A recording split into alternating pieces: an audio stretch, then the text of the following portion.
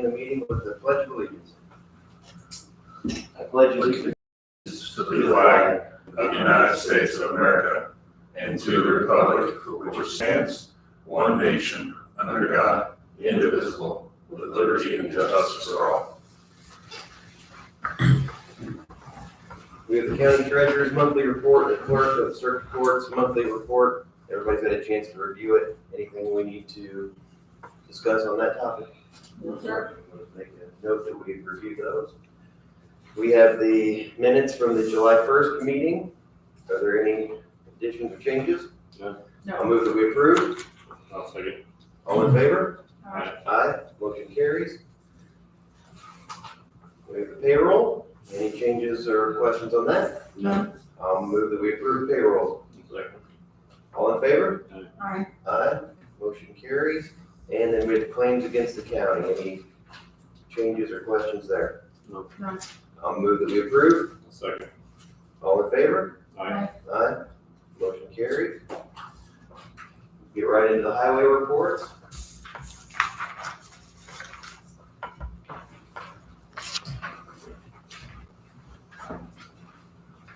Good morning, Steve Berg with the Highway.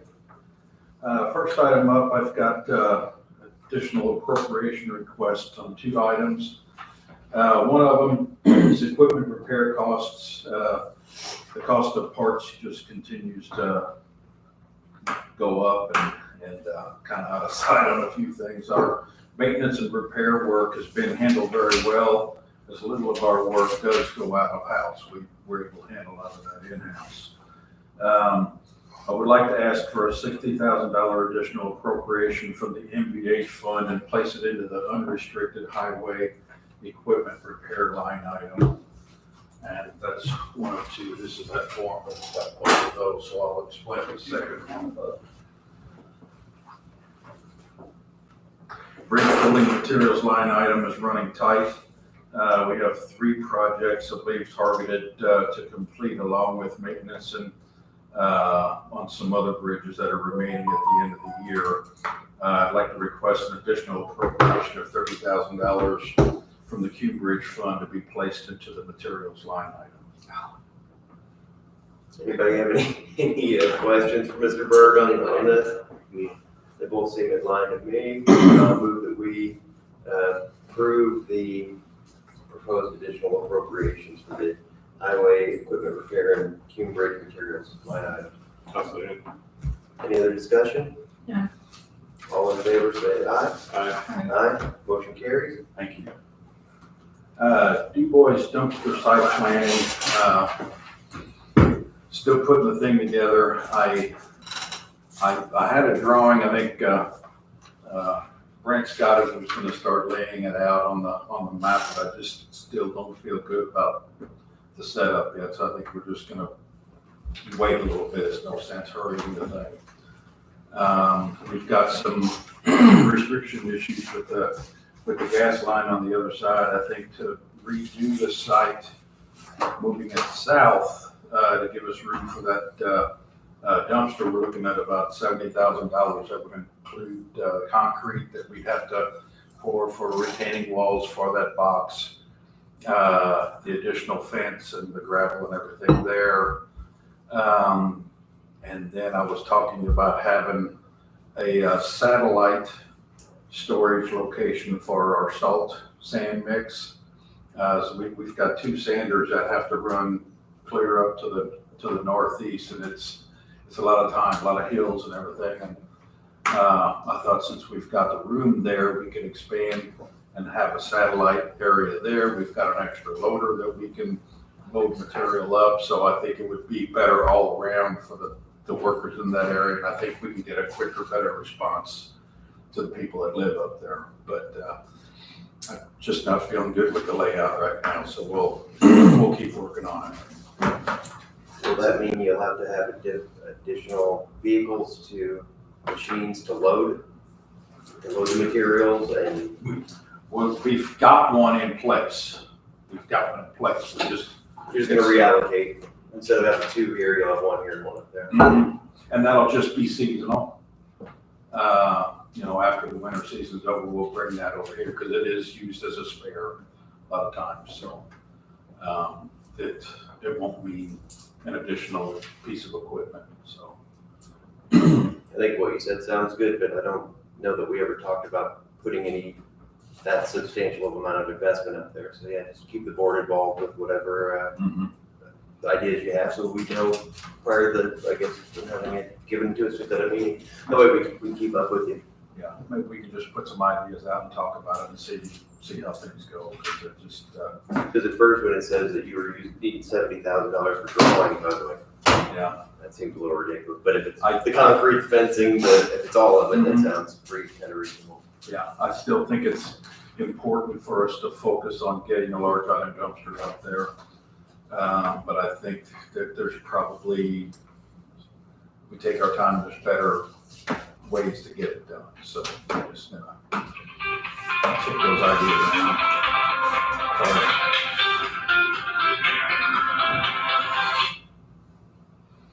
The Chiefs coaching staff calling for advice. Stay red. Or, Andy Reid. yeah. I need to take this. Training camp in 8 weeks, it's starting already. So yeah, we'll put number 3 to the side for now. I do have something to bring up on the sites, just because I've been meaning to bring it up and haven't done it. At the training we had at the Parklands, there was a table of site attendants, and I don't know how this got brought up, but because it was a discussion on people being attacked or being hurt at work, that was what some of the training was on. They said that in the winter, it gets dark early, and that sometimes they felt uncomfortable. At least a couple of these gentlemen did. And I think one of them in Huntingburg, the Huntingburg police came and sat outside. That made him feel a little better. Do we ever change our hours, or is there anything that I guess I'm not asking you to give me an answer today, just maybe that's something to consider, that I did hear those employees talk about being uncomfortable when it gets dark at 5:30 and they're in those buildings with that money and things on their own. Mm-hmm. I don't know if we have just if you had any thoughts on it, or Yeah, I never heard that. I think years ago, there were more people that worked to 5 o'clock or maybe even beyond, and keeping it open till 6 gave somebody an opportunity to get home from work and grab the trash and go. I don't know how that is today, but I think there was some discussion a long time back about moving it from like 9 to 5 instead of 10 to 6. But I think that a lot of that has to do with, at the end of the day, that people can't get rid of their garbage. Sure.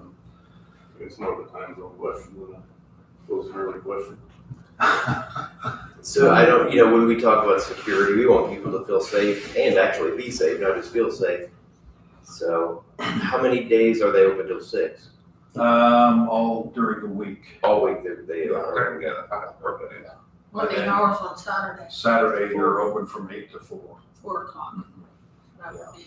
Now, we did in a lot of areas, I think we had a security light up, supplied by the REC, or we had another light up. We tried to do something better with lighting, and I think for a while it was okay, but, So maybe just as a starting point, if you stop at any of these locations and, hey, how do you feel here? And maybe they don't even care right now because it's bright till 10:30. But you might just do a survey of their feelings on it, so that we can do what we can for them. okay. Yeah, that's the only thing I had. Okay, next item, dump truck replacement. I think if you'll look on the second page of the handout that I gave you, I've got the 5-year equipment rotation plan here for you with, I was also gonna present our budget as well, but I think if you look on the upper part on the 2024, we still have a couple items that we're really needing to get taken care of. I know we've got money in our budget to handle those posts so we can do away with that, that floor lift in the garage. It's causing us trouble. So, I think out of, safety, we need to get these posts bought, and I figured we'd do it maybe after, towards, we get to the end of the year, see how much money we've got and make that purchase. But we still have to do something with, truck 212. Now, we did some research. We don't have a build date from anybody on a truck yet this year. Everything is booked out, you can't get one. So we've talked about it a little bit. I think back in 2019, we bought a used road tractor. It used to be an over-the-road truck. We converted it into a tandem axle dump truck, and it has served us well. Those road tractors are the ones that, can go coast to coast, I think. They're known to get 750,000 miles. Right now, our tandem that we built has 468, and it's performing well. So what I'd like to ask, when I think about it, if I can get $95,000 and we can do somewhat the same thing to replace 212 and find a good clean chassis someplace and put the wet kit in the bed on it and just see how that works. I know when we looked earlier in the year, I think we had Sternberg's in and kind of researched some of the specs. The cost of just a single axle chassis right now is $129,000. Take away government discounts. I mean, the cost is just, it's great. And that's not even with the bid. Is there additional cost on top of buying the pieces, putting it together? Or is that always going to be included in that price that you have that I'm figuring the $95,000, we can get it all done. get on the road together? We can buy the chassis, we can buy a bed, the wet kit, whatever changes we need to make to the frame to make the body work. We did that one in 2019, I believe, for about $68,000. Do you have one in mind that's for sale? Not yet, we're looking. I just wanted to get your thoughts on it and see. I mean, we can do this on a trial basis and just see how it works, I think, until pricing gets, a little more reasonable, or at least get a build date. I don't know how to get around the cost of these things anymore. Do you know anything about this? About vehicles and that's what he's talking about? I know they did that with that other truck we had, and so far so good with that one, right? Mhm. So, and it would give you extra capacity as well, or not? Yes. Okay. And we are gonna set it up. I think the bridge truck was designed more or less to haul a lot of concrete debris when we're demoing the bridge, so it's a different style of bed that's on there, so we won't need anything like that, but we are gonna make this tandem to where it can match up to, say, our chip box on chip and seal. It can match up to our shoulder widener. It can be used just the same way as a single axle can. And I think by doing that in-house, we can fabricate that. Max and Nathan have been doing a fantastic job. So I feel confident in that. Just wondering what are your thoughts? When you do a truck like that, you buy it, you do it just like you do with other vehicles, you put specs together, you put out quotes. I mean, that's how you would normally do it. Probably what we'll do is just look online, see if we can find something. No, I'm talking about if you were to buy a new one. A new one? No, we'd be buying a used one. But no, I'm saying if you weren't doing it this new way, Yes. that's what you would do. You're saying that earlier this year you talked to some people, they just said it's not gonna happen. Mm-hmm. That you put out specs, we're gonna say it's not available. Yeah, nobody's got a build date right now. Well, it needs to follow spec for your used vehicle, I assume. Yeah, we've got an idea. We're probably gonna have it similar to the truck that we've got now. As far as the engine and the drivetrain, I think we're looking at something that we can try to get, possibly pre-emission, so there's not so much emission issues. If we can find something, in that time frame. But, you know, we just don't know yet what's out there, but we will be, very careful and vigilant as to what we're looking at. And overall, if it works, Cume Cap saves some money. Yeah. I don't have a problem with them trying it. No problem with it. I'm fine with it. That's just your judgment. Yeah, well, I guess try to see what you can come up with. Okay. So I can talk to the council and that's it. Mm. Okay. Okay.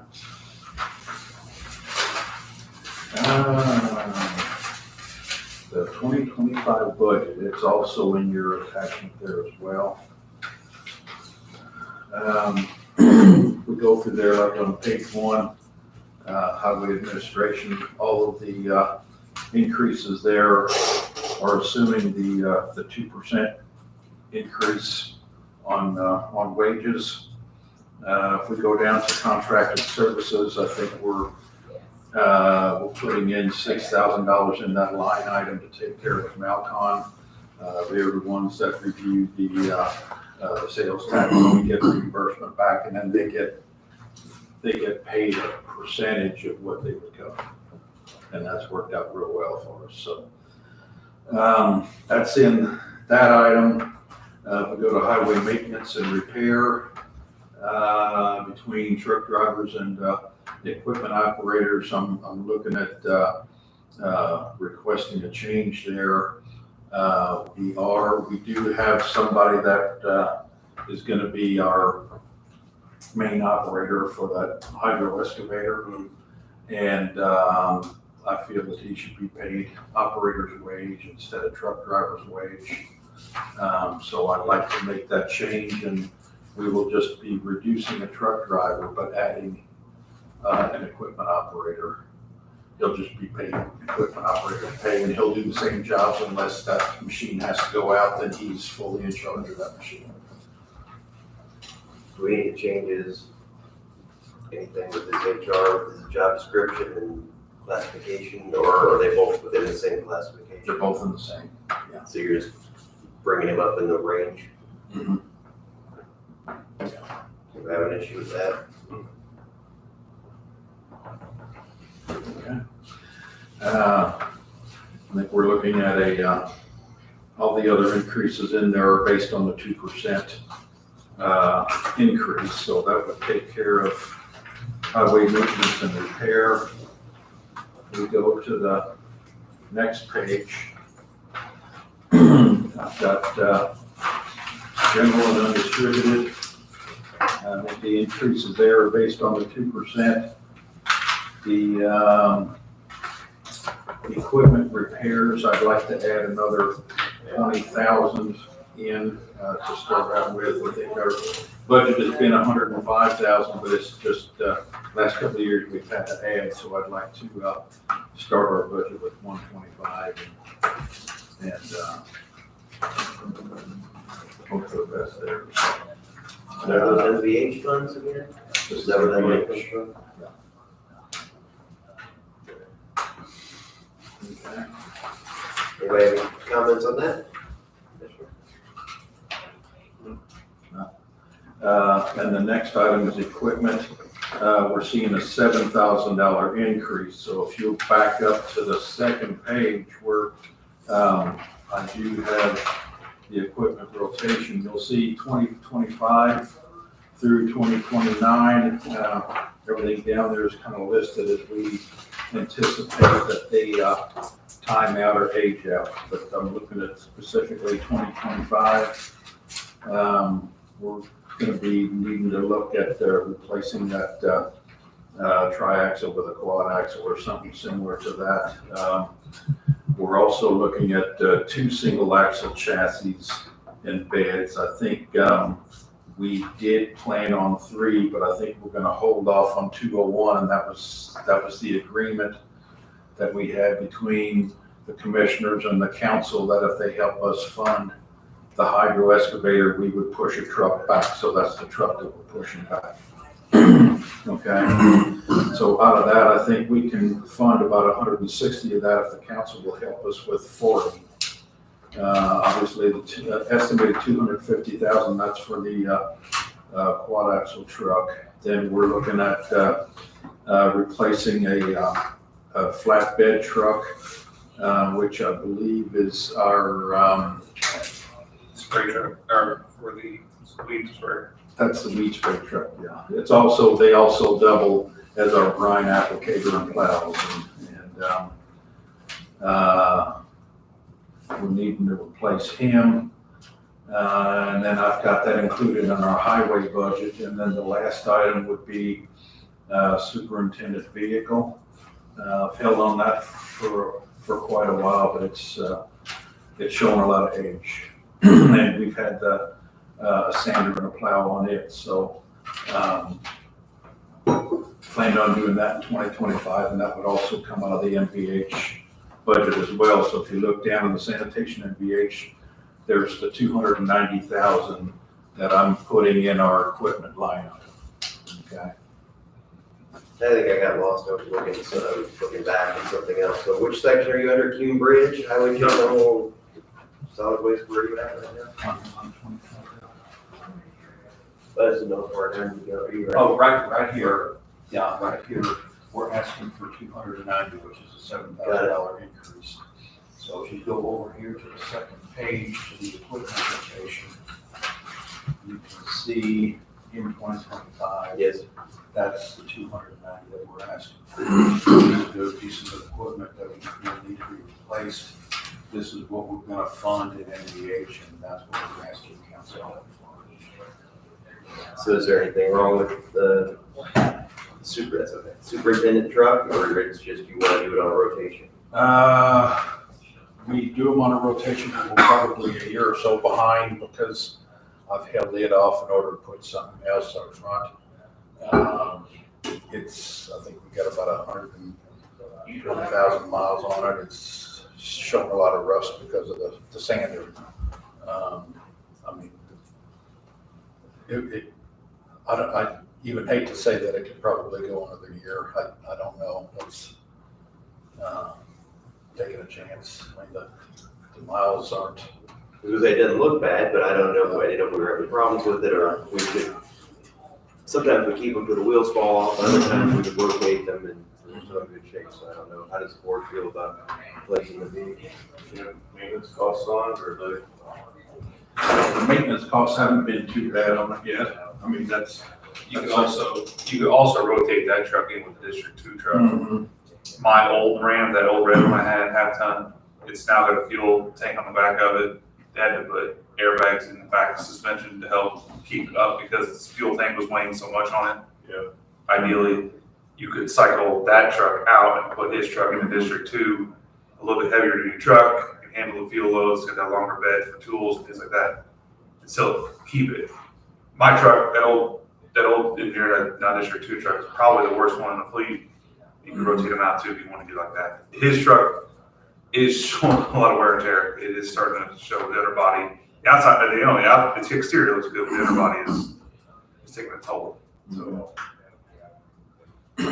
Better rotation be in 25 instead of 26.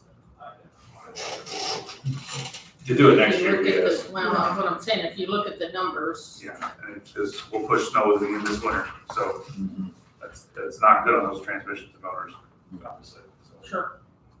Yeah, I don't have a problem with you rotating it out, but Bruce Brent, if there's another truck in the fleet that he could rotate it into the fleet and get the worst one out, that's what I would recommend. Right. I would probably hold off. What would you say, Commissioner Stefano? I say we go ahead with it. Okay. Then what else we got? Let's see. Okay, the chip and seal. work, we're about 73% complete. We are, Well, I'm sorry, did you want, is it? You don't do budget the rest no, of I'm it? sorry, I'm sorry. That's okay. Yeah, all right, getting beyond that, let's see, Q Bridge, we have increases, there, based on the 2% increase. I think we're looking at, tools and equipment, an increase of $4,000. I think there's additional, form work that we're needing to purchase for, the forms that we have in place, so, we're looking at increasing that $4,000 to purchase those forms. Let's see. Phase 2 bridge inspection, we're looking at a $112,000 decrease. But small structure inspection, we're looking at a $70,000 increase as that comes up next year. So, and then on the back page, the only change we have there is in solid waste collection. You're looking at 2% increases for salary there, and that's it. Who's the foreman? Who was the foreman? Yeah, who's the foreman? That is Jeremy Combs.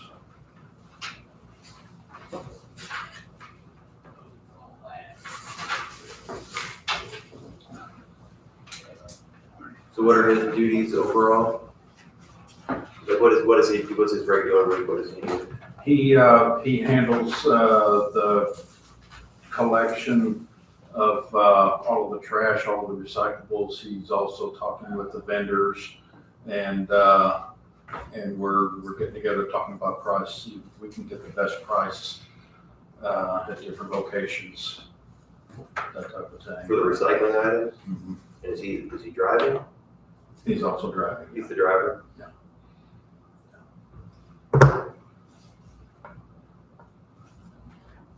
Okay.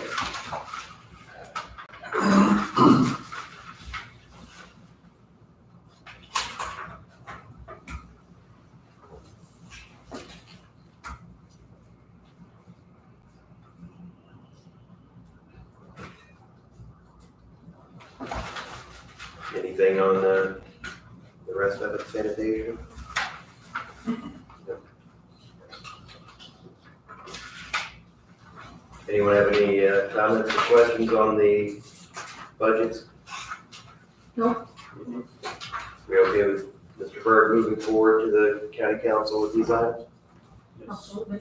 Okay, so you look like you're fine to do that. Now we go to chip seal. The chip and seal. Oh, okay, yeah, the chip and seal. We're currently working on 500 East. That was that new road where the petition was passed and everything. So that's underway right now. I think we're probably likely to finish that road by the end of tomorrow, and that's the entire road. I think it's a road that the council gave us $70,000 to complete the whole thing in one swoop, so that's what we're planning on doing. So it should be done by the end of tomorrow. 425 North, I think we're looking at doing on Tuesday of next week. That is the Maringer Road that she paid for. So we're looking at next Tuesday there. I told her I'd give her a call today just to kind of let her know where we're at schedule-wise and talk with her about the prime oil that we're gonna have to shoot down prior to. I wanna find out when her busiest time of the day is so we can coordinate and get them in and out before we shoot to make it to where it works out better for them. So outside of that, that's all I've got. Okay, thank you.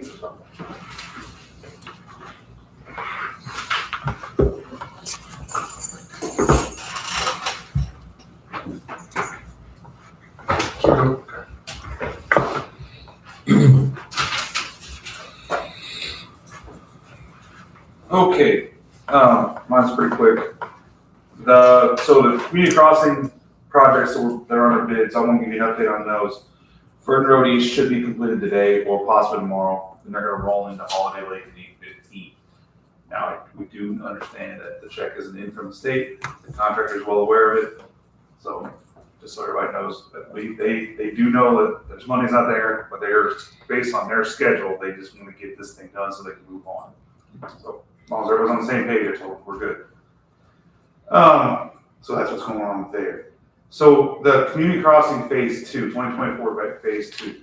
I have everything done. I've got all the applications set up. The only thing we're going to need is the financial commitment letter signed by you guys. We have budgeted $170,000 out of the LID fund for next year, and then we have it budgeted to cover the rest out of our fund if it goes over that $170,000. Based on numbers I'm seeing, we should be in the clear, but we want to make sure we have that backup plan. So I will need a I'll move that signature. we proceed with signing the commitment letter, the financial commitment letter. That's what I need you to sign. And then there's a copy, so you guys have it all, you know what's going on. That's for the CCNG. That's CCMG 24-2. One second. Okay. Anybody have any questions or comments with this? All in favor of the motion, say aye. Aye. Aye. Motion carries. Okay, thank you. And then, Bridge 254, San Diego West, they're gonna go out there this week and start digging the footer. Beams are prepped and ready to rock, so now we're out there and start digging the footers. I know we got a rain coming, but we're gonna do what we can with the stuff now. That's all I have. Like I said, short and sweet, but you guys have anything for me? When we talked about, I just don't remember, when we talked about the Bird's Eye Loop Road last meeting or one before that, what did we come up with? I've got to find a way to do traffic counts. It's easier said than done on a rock road. So that's what I'm trying to find equipment to do that. Interns? One? That's what he discussed, so. Yeah, it's, I'm looking for equipment right now. So short of actually purchasing something, it's hard. So do you do one of the tube things? across Tubes won't there? work because the rocks will tear them apart. My sensors won't work because there's no way to staple them to the ground, pin them to the ground. Right. So they make lasers. I think the city of Jasper's got them, but they're obviously using them all the time, so we're trying to negotiate that. LTAP's got them as well, but trying to get a window when they're not using them, so it's short of, sitting out there myself all day and counting vehicles or finding or buying a brand new piece of equipment. I gotta work with everybody's schedule for that kind of stuff. Okay, thank you. I don't have anything else, Mr. Colonel. Now let's get into something a little less boring. Let's talk about tourism.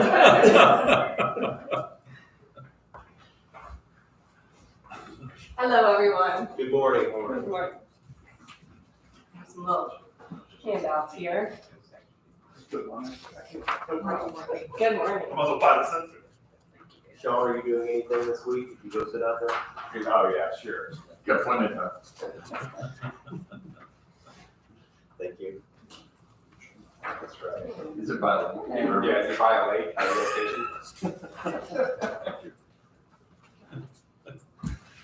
You can do health screens. There you while go. you're counting. Like Fisher Jackson. So I won't try to take up too much of your guys' time, but I thought it'd be nice to give you guys a tourism update, and if you had any questions, we can kind of go from there. 2022 is our latest figures. We get this from Rockport Analytics. So I want to start with those because we had a phenomenal 2022. But at the same token, we keep increasing. So 2023 was better than 2022. 2024 looks like it's better than 2023. 2022, we had an 18.3% increase in our innkeeper revenue. So very significant. And total tourism spend for our county is $117 million. So is the reason we're getting more spend is because the price of a hotel has gone up so much? Or is it because there's more people? So 2022, we had an increase of room nights as well as revenue. This year, we are down on room nights with hotel rooms, but we don't get the Airbnb, number of Airbnbs, more Airbnb rentals. Revenue, though, is increased. So, 2022, it was all around this record year. There was obviously an excess of demand coming off of COVID. We saw some really strong returns coming off of the pandemic, which obviously had a huge challenge with us. We had a 38% decrease in 2020. So it was, pretty significant. But overall, you can see over the years where we've kind of been. In 8 years, that's an increase of 59.8% in tourism spend for our county. So really good figures. We're ranked number 14 out of 92 in per capita spend. And we're the ranking tourism spend overall 25. We kind of stick around at 25. We've been kind of at that level for a while. So we increased it by 1 there with this one. But really happy with our growth. You can kind of see that little chart to kind of say the distribution of spend. Shopping is a big portion of that with 32%, food and beverage 29%, transportation 18%, lodging 17%, entertainment 4%. And we are obviously funded by the lodging section, so we're funded by 5% innkeeper's tax. But at the same token, we do want to help all these industries out. Our goal is obviously to make an economic boost for Du Bois County using outside dollars. So we're trying to bring those outside dollars in. So I just kind of want to let you know how we were doing for 2022. We're on course of increasing from 2023. We had a between 2.4 and 3% increase. It was 2.4, but then there was some remaining dollars that seemed to be trickling in so for some past due. So it will be a higher increase when looking at 22 compared to 2023. And we are on course of having a pretty significant increase from 2023. So all around good signs. Tourism is strong.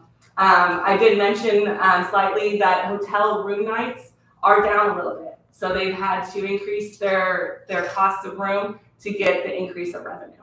Airbnb, a lot more increases in Airbnb. So those different types of stays, they are on the rise. A lot of people are doing that type of route as well. How many of those are in the community, or what is the nature of that?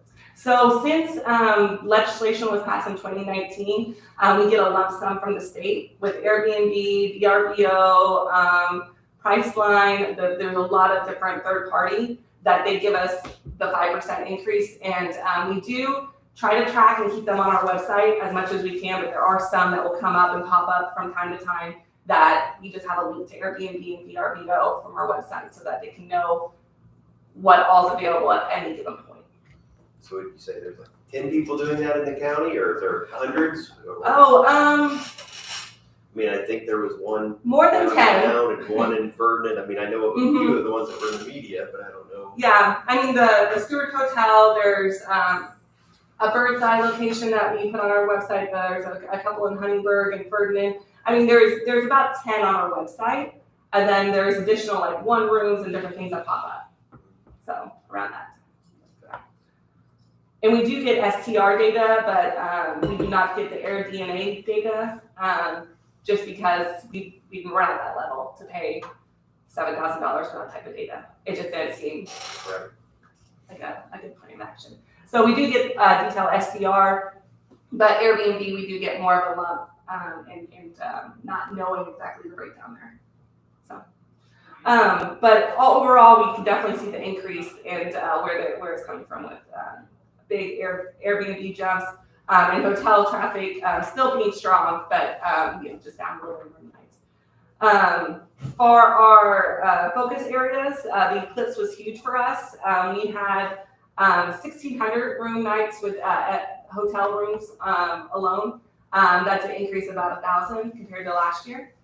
So really wonderful to have a phenomenon that we had nothing to do with, but we really marketed strong to try to get some of that traffic here. Overall, very excited about how the Eclipse went. Logistic-wise, it was a huge concern, but it was not something that we needed to be concerned about. It ended up being so really easy traffic flows. I think the biggest takeaway was we wished we wouldn't have been quite so adamant that maybe the locals participate in things, because I think they were kind of worried and kind of stayed away a little bit. So it was just the visitors spending money that weekend more so. And you can kind of see a decrease in shopping which is interesting. The shopping spend was decreased, but the hotel spend was increased. So it's just kind of interesting to see that data. Overall, really strong though. We have our new visitor center that we have now in the downtown area. Finally got our signage up and going. Working on the wayfinding. Cerise knows all about that. So that's looking at a end of year completion, but at the very latest April of 2025. That is the NDOT end date, so we definitely will have it up by then. The interesting thing about the wayfinding signs is that on the front side, we're going to do some like a little bit of play on metal cutouts, make it a little bit of artistic look, and on the back side have commissioned artwork. So we really want it to be something that is pleasing the opposite direction as well, and I think it'll help bring some more art and cultural aesthetics to our county. And will they be replacing the other ones that be in the same locations? They will be. We did eliminate some of them. So there's 19 signs going back up. 3 of them are on traffic lights, so those will not have a backside on them. So 16 of them will have the artwork on them. We did decide to go in lower traffic or lower speed limit areas so that people don't just drive by them, and it's more of a branded into the city and the towns type of appeal. So Jasper, Huntingburg, Ferdinand is where we have them going in, and they are within, the closer to the city, the center of the city, and within the city limits and such, for a lower speed limit, more visibility type of approach. Yeah. Literature, we continuously push out our different literature. We do an annual guide. We also match our kiosk to have the guide look, and we replace that every year to keep it fresh and updated. That's always something that was hard to remember to do in the past, so now we have a really good system in place to make sure that we're giving their right foot forward and having a really nice look for tourism. We also are increasing our foot traffic to our visitor center. When we were at the museum, we loved the museum, but we were really just seeing the people that would go to the museum and pass us and like stumble upon us. And now they are making more of a targeted approach. We're having a longer conversation, as well as I think it's helping with our partners too, because they'll stop in and we'll talk and that type of stuff. So overall, I'm very happy with being in our area where we're at now. It's obviously a bittersweet situation because I did like being with the museum as well. They're wonderful people to be with. We continuously update our website. So a couple of years ago, we did a website refresh, and then we decided to do a digital audit. It was pretty substantial amount of money digital audits are, but they gave us a 150-page booklet to follow to increase our traffic flow, and slowly ate away at those pages. And then after that, we got to our website where we wanted to. We decided to do some SEO spend, and then now we're doing paid search. So it's like a 3-year tier, and we have seen tremendous growth on our website. Last year alone, 19%, 25% increase in engagement. Before that, we also had like a 20% jump. We're just continuously increasing our visitors and our engagement, which is really important because it's not the people that just go and get off right away. So they're actually engaging with us. So we really like to see that. We continuously do our social media content. We have a really elaborate approach of our marketing. We did a lot of partnership this year with Indiana Destination Development Corporation with their spring campaign. So we put in $7,500. Southern Indiana, Discover Southern Indiana. They actually matched us. So they put in $7,500, and then the state put in $15,000. So with that, we got $30,000 spent for $7,500, and it was very successful. A lot of people heard about us. So it was a really new thing that we decided to do this year. And then French Lake did the summer campaign that had a $50,000 spend that they did, and they decided to put some of our attractions on there. So it was a really good year with our partnerships with Visit Indiana and with French Lake. So it's been working really well. We are working on a inclusion project where we will have a Spanish version of our visitor's guide. It will be a digital version as well as a limited print for 2025. So we will have that accessible via LOSI as well as anyone that would request it. So we will have that inclusion piece added to our overall marketing. We do a lot of different promotions. We are hosting a lot of influencers. We partner with Holiday World and the Holobloggers and get some really fresh content on their site as well as on them tagging us. And then we do host our own as well. So we've hosted a few so far. We've had a goth influencer come in as well, and we're looking to possibly do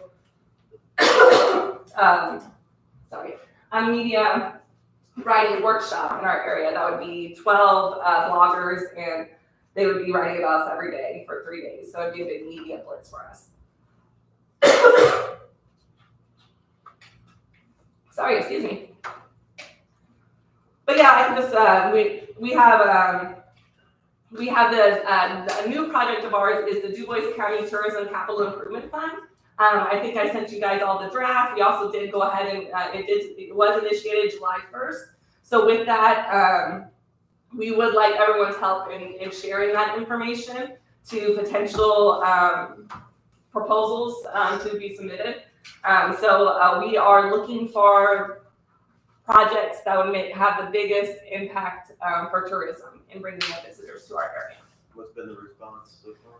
We've had some phone calls asking about the validity of their projects and some really strong ideas. No submissions yet, but it's pretty early on. So it's September 29th is the due date of it.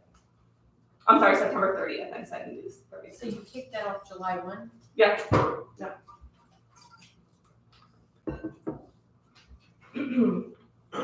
We obviously know we're 3-person staff. It takes a lot of collaborations in order for us to make the biggest impact. So we are a lot of committees and a lot of boards, and we have staff members with the 4-H Council, with Heather, and I know Teresa's on there too.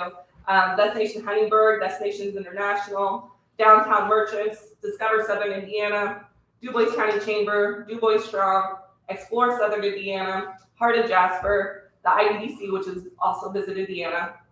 We do collaborations with Holiday World, Indiana Foodways Alliance, Indiana Tourism Association, Indiana State Festivals Association, Jasper Chamber, Patoka Lake Area Year Round, RWB Music Festival, RoJack, CERMAC, and then also now Team Indiana and Indiana Sports Corp. And then we are also a part of other events in different roles, and we do DC Multisport through our organization as well. So that is a separate board, but we carry it forth the initiatives of that organization. So if you kind of look, we kind of put little tiny highlights. We add to this every year on the bottom. So for 2023 and 2024, obviously the Eclipse, the Senior LPGA Championship, that brought a lot of good media publicity. Weather wasn't the greatest. It was the weather was very stormy.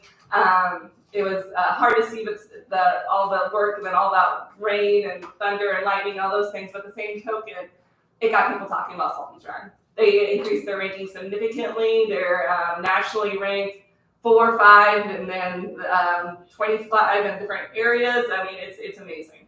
I think it did very much help to have that Senior LPGA Championship hosted at that site. So definitely worth the time and energy involved with that. Downtown Jasper Revitalization, RoJack had their 20th anniversary. DC Bombers, they've been doing some really big changes with their Prospect League change, as well as adding a little bourbon area, and they're just doing a lot of in the Peaches area. They're doing a lot of things, getting a lot of attention. The Big League Baseball Classic is huge. August 10th is when that takes place, bringing some Major League Baseball players to our downtown in Huntingburg, and it's just exciting. We're getting a lot of media attention there. They just got the ranking. Huntingburg just got the ranking of within the 15 best small towns in the USA by Smithsonian Magazine. So we're loving it. It's a really great attention that's coming their way. We are working on we have the art loop. different locations for the art loop. We actually got an award for the art loop. Now it's our turn to kind of do some more marketing behind it, getting some pamphlets together, and capitalizing more on our art and the different things available for people. So the art loop, it takes you from like the Fairfield end underneath the Riverwalk with that new mural to the statue of the Jasper Art Center. And then it kind of goes with the crosswalks, takes you to downtown with the art, the alleys and the snail mural, as well as the Sixth Street mural. And then it goes to our visitor center, and then the bubble, the welcome bubble. And it's really just a really nice small loop. And then we have some surrounding ones that we would add on as mentions, with obviously the amazing mural at the Fifth Street. So that's some more things to be done there. Door districts, with Jasper and Huntingburg, Main Street, Ferdinand, Framing Ferdinand is what they're calling their Main Street. They're trying to get that going and get that started. And then obviously the Wellness Center will be huge for us as well. So just kind of in a nutshell what we have going on. Tell me, what's the wellness center? The Jasper Wellness Center. Oh, the. Yeah, that's a big project that they're working on, but we obviously would promote it. Yeah. And what's Main Street Ferdinand being called? Framing Ferdinand. Framing? Framing Ferdinand. And a big what? They're gonna have a big picture of Greg. Okay. So go to the World's council. best attorney. Those numbers are going down. Did you guys have any questions for me? No. I will let you know on the back, it does have our staff, board members, mission statement, and then there's some QR codes for our, this is our Visit DuBois County newsletter that goes to leisure travel, as well as we do some customized one based on interest, and then our tourism initiative newsletter that talks about the things we're doing in our office. Excellent. No, thank you for the update. Thank you for what you do. That was more exciting Great. than highway. We tried. That's great. Thank you. Whitney. Well, thank you guys. Thank you. Mr. Warner? Great. It's coming. Morning. Morning. Sean Warner, DuBois County Health Department, here today just for a couple small comments. So the first one is, obviously with the remodel project in the health department, ran into a few little things that Jasper Lumber is wanting to get the change order approved on. I think I sent the emails to everybody. This is the one that, Is this the same as this? yes, you have it printed, and this is the old one. I don't know if you need a copy of that. Basically, a few little things changed. I think the plumbing quote, the electrical quote came in a little bit higher than what they had projected. So they're asking for an additional, I think it's $7,000, went from 92 to 99. Still time and material, so if they don't need the extra, obviously they're not going to use it. But Kyle with Jasper Lumber wanted to get that approved today so they can hopefully get started. I believe 911 is telling me their tentative date to cut over is still July 22nd, 23rd, something like that. So we're waiting to get going on that. So Funds are in place. yes, and part of is exhibit A or B, I don't exactly know. On the first one there, that's already done. The break room, bathroom. I think Chad's been out to see it. It turned out really well. We got done with the compliments. I think we utilized the space a lot better than what it had been in the past. So it's working out well.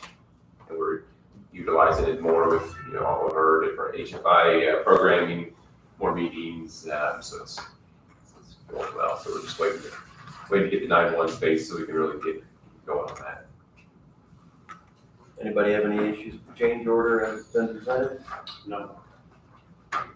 I'll move that we approve the change order for Jasper Lumber. Second. Any other discussion? All in favor, say aye. Aye. Aye, motion carries. And then the other one is, real quick, I think I talked to Chad about this.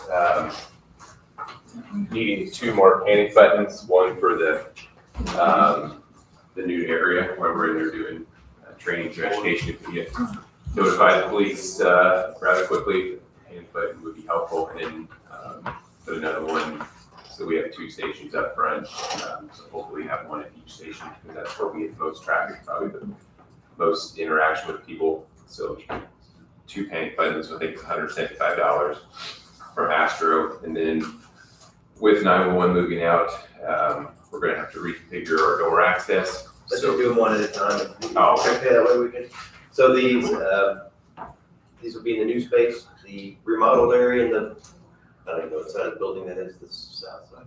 it'd be the north side. Yeah, the north side of the building, so you're gonna be in that space, you'll need some, new panic buttons. Anybody have any issue with that one? For a cost of $175? No. Okay, I move that we approve the proposal for $175. Second. All in favor, say aye. Aye. Aye. Motion carries. Security buttons? It's the panic buttons, so I think right now we have 11, we're gonna add to 13. That's, not everybody in the building has one, we've kind of stationed them in the high traffic areas that might have more interaction with people, and then kind of compartmentalized some of the other ones. So everybody has within, just a few seconds to get into a button. And just for the record too, we'll approve him signing those instead of us having to sign them. And I guess the other thing is, so like panic buttons, door alarms, is that typically come out of the county's security funding, or how do you want me to? So I don't think we have a security budget, but I would guess you take it out of your WIC dollars, right? The building maintenance? Building maintenance, okay. That's what I would recommend, unless somebody has a different idea. No, it's like fine idea. Okay, next one is door access controls. So you Yes. made the motion, Laura? Yes, we've approved him signing on behalf of the county for that. That was just one panic button. Two. Both on the north side. What, one would be at the extra front desk, because we don't have one there yet. So there's 2 new security cameras. Yes, one at the front desk, because we don't currently. And the other one would go into training facility that we're gonna be remodeling. Okay, the next one, you have a door access package. Yes, so currently the back door does not have door access. We would like to add that to that door, so it's more secure. And then also, then that would be the drive-through door where we do our flu shots, because we have a lot of people coming in and out of there. It would be nice to have key access. Right now, we have to unlock it with an Allen wrench every time, so it's kind of inconvenient. And then the 911 entrance, still trying to figure out how we want it. There's three doors right there. So we're gonna try to work with Astro to make it as user-friendly as possible. We're thinking moving, putting the door access on the outside, and then that way, our staff can key in there, but then I can also put a toggle switch to where I can press a button to let it open if, like, say for instance, somebody want to have a meeting in that room, now they can come in from the back door and not have to bother people within the health department. So we're gonna try to figure out how to make that as user-friendly as possible. So you think you'll be able to leave the exterior door open and then determine which of the 2 internal doors are open, if one, both, either? Yeah, so currently, the outside door is always open until after hours, then it automatically locks, and then 911 has to buzz you in. We're thinking of putting the access on the outside, and then the 911 door, we would probably lock when we're not using it, and then, because we don't want people coming into the health department. But then there's also going to be the access, if we're having a meeting, and there will be a restroom in the training facility, so more than likely they'll be using that restroom rather than coming to the health department. So the second door is actually key fob now, but more than likely that's going to stay, so we might just have to buzz into 2 doors just to make it more secure. So whatever this is takes care of whatever issues you're aware of at this time? Is that all included on here? The 3,175. I don't have that one. No, we've got sheets. That's, okay, sorry. I know I went out there and the issues that he's talking about are real, and we need to have a solution, and if this is the, what they've come up with, I agree, we need to move forward with it. Anybody else have a comment? I move that we approve the Astro Security proposal in the amount of $3,175 to be signed by Mr. Warner. I'll second. Any other discussion? All in favor, say aye. Aye. Motion carried. So he Anything else? can sign all three things.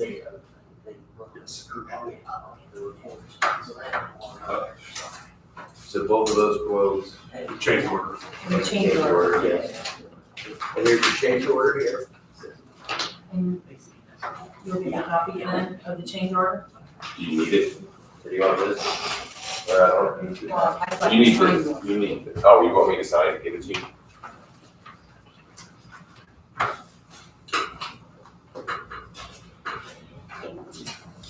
And then these other ones you're paying out of your health money? I guess You building said there's maintenance, money, I didn't know what. building maintenance funds. Well, Well, that one will be out of the building maintenance funds and. This one? Jasper, yes, both of those. Do we have, I mean, I just appropriated money for this, I don't know if it's, council hasn't approved it yet, right? Not yet, no. You want this one? That's the empty one, or the unsigned one you gave me.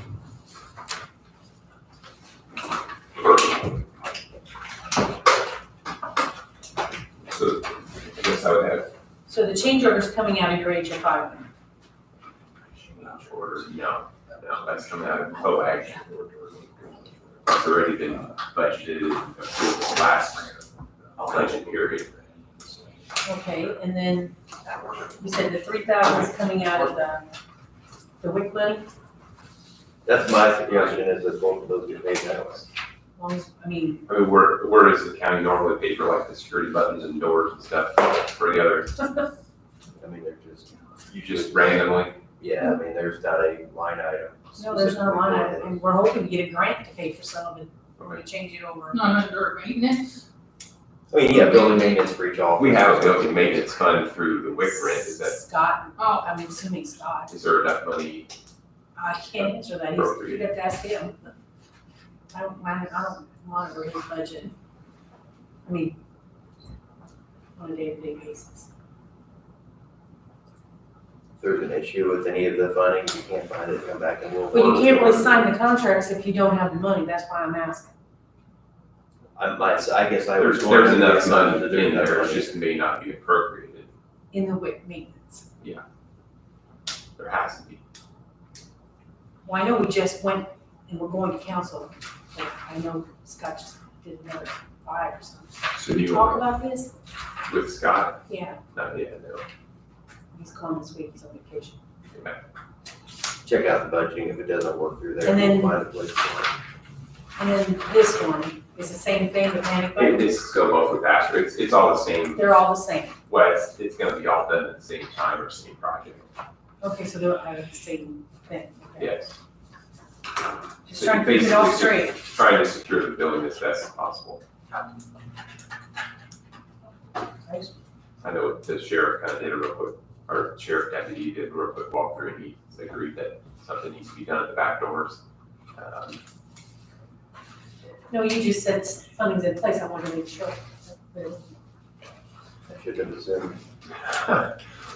It We have the money there. There's money there, it just may not be appropriated, Right. I guess. So if it's not appropriated, you'll go through that process too. For Scott would go to the council and just get more appropriated for the building maintenance. Well, we just went to press last week for the meeting in July, that's why. It doesn't have to be done instantly, it just needs to be done. More than likely, it's probably gonna be, August or September before we get everything ready with Jasper lumber anyway, so. I'll keep it on mass when we get back. Thank you. All right.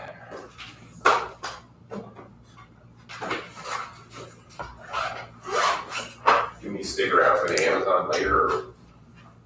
No, I don't think that's necessary unless you want to, but no, I don't think I need you for anything.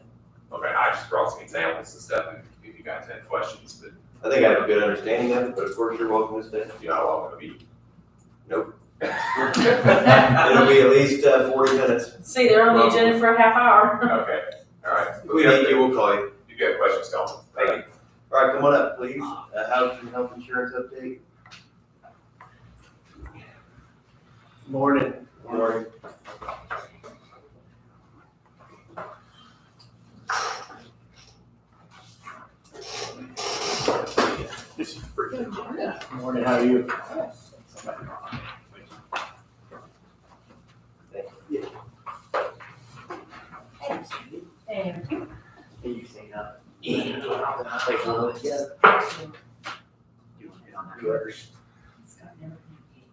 Yeah.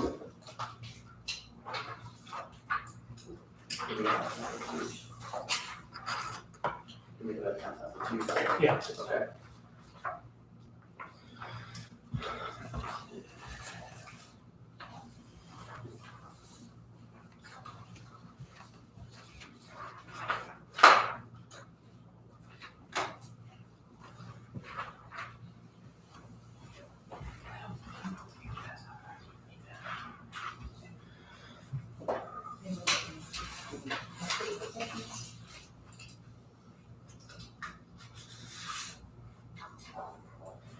Well, just kind of want to get back in front of you guys. I know it's been a while, and now we've been able to get obviously some claims in the door. I saw you were looking at the UGS report there. But first thing, we kind of want to just talk about 2025 medical renewal. We do have that out to market as of last week. Basically what that means is we send it out to all of our stop loss markets to basically start getting preliminary numbers. Obviously it's still early with you guys being 11/1. We should start seeing preliminary numbers once we get claims through July. So right about a month from now, we should be able to come in here and maybe start talking about numbers or an idea of where you guys will be. Dan's going to kind of talk about that report. I handed out the aggregate report. Just basically what it is, it's monthly claims that you guys have had so far on your plan year since 11/1 of last year. Again, I'm Dan, like Max mentioned, the renewal, typically they're looking, in order for us to get a renewal that we can bind with the stop loss carrier, they're typically looking for 9 to 10 months of claims. So right now we're right through 8 months. So we went and got the market. Once we start getting the quotes back, we'll have to provide them at least the 9th month to see what July did. And then we can try to get the renewal wrapped up as quick as possible for you, or if we're considering any changes or whatever, we'll work with Mark. We're getting it out in market just so we have plenty of time if we need to do anything. What I wanted to go over real quick is to kind of tell you where you are year to date. The report you're looking at, it goes through 8 months. Probably the key things that you kind of pick out of here is the claims. Right now, probably the key area is if you look at over there to probably the middle of the page, right there, we see over spec claims. Okay, what that means is those are the claims that are over that specific deductible. And right now, you're at $374,000. That means that's what the carrier is reimbursed over the spec deductible. And is it on here, the spec deductible? I don't have it on here. I thought it did. Yes, what that means is they reimburse $374,000 of anybody that's over 80,000. Okay, so the key is this time last year, if I took last year's report and kind of figured by month, last year you were at about 770,000 as far as spec reimbursements. So the good news is, at least at this point, the spec reimbursements are down.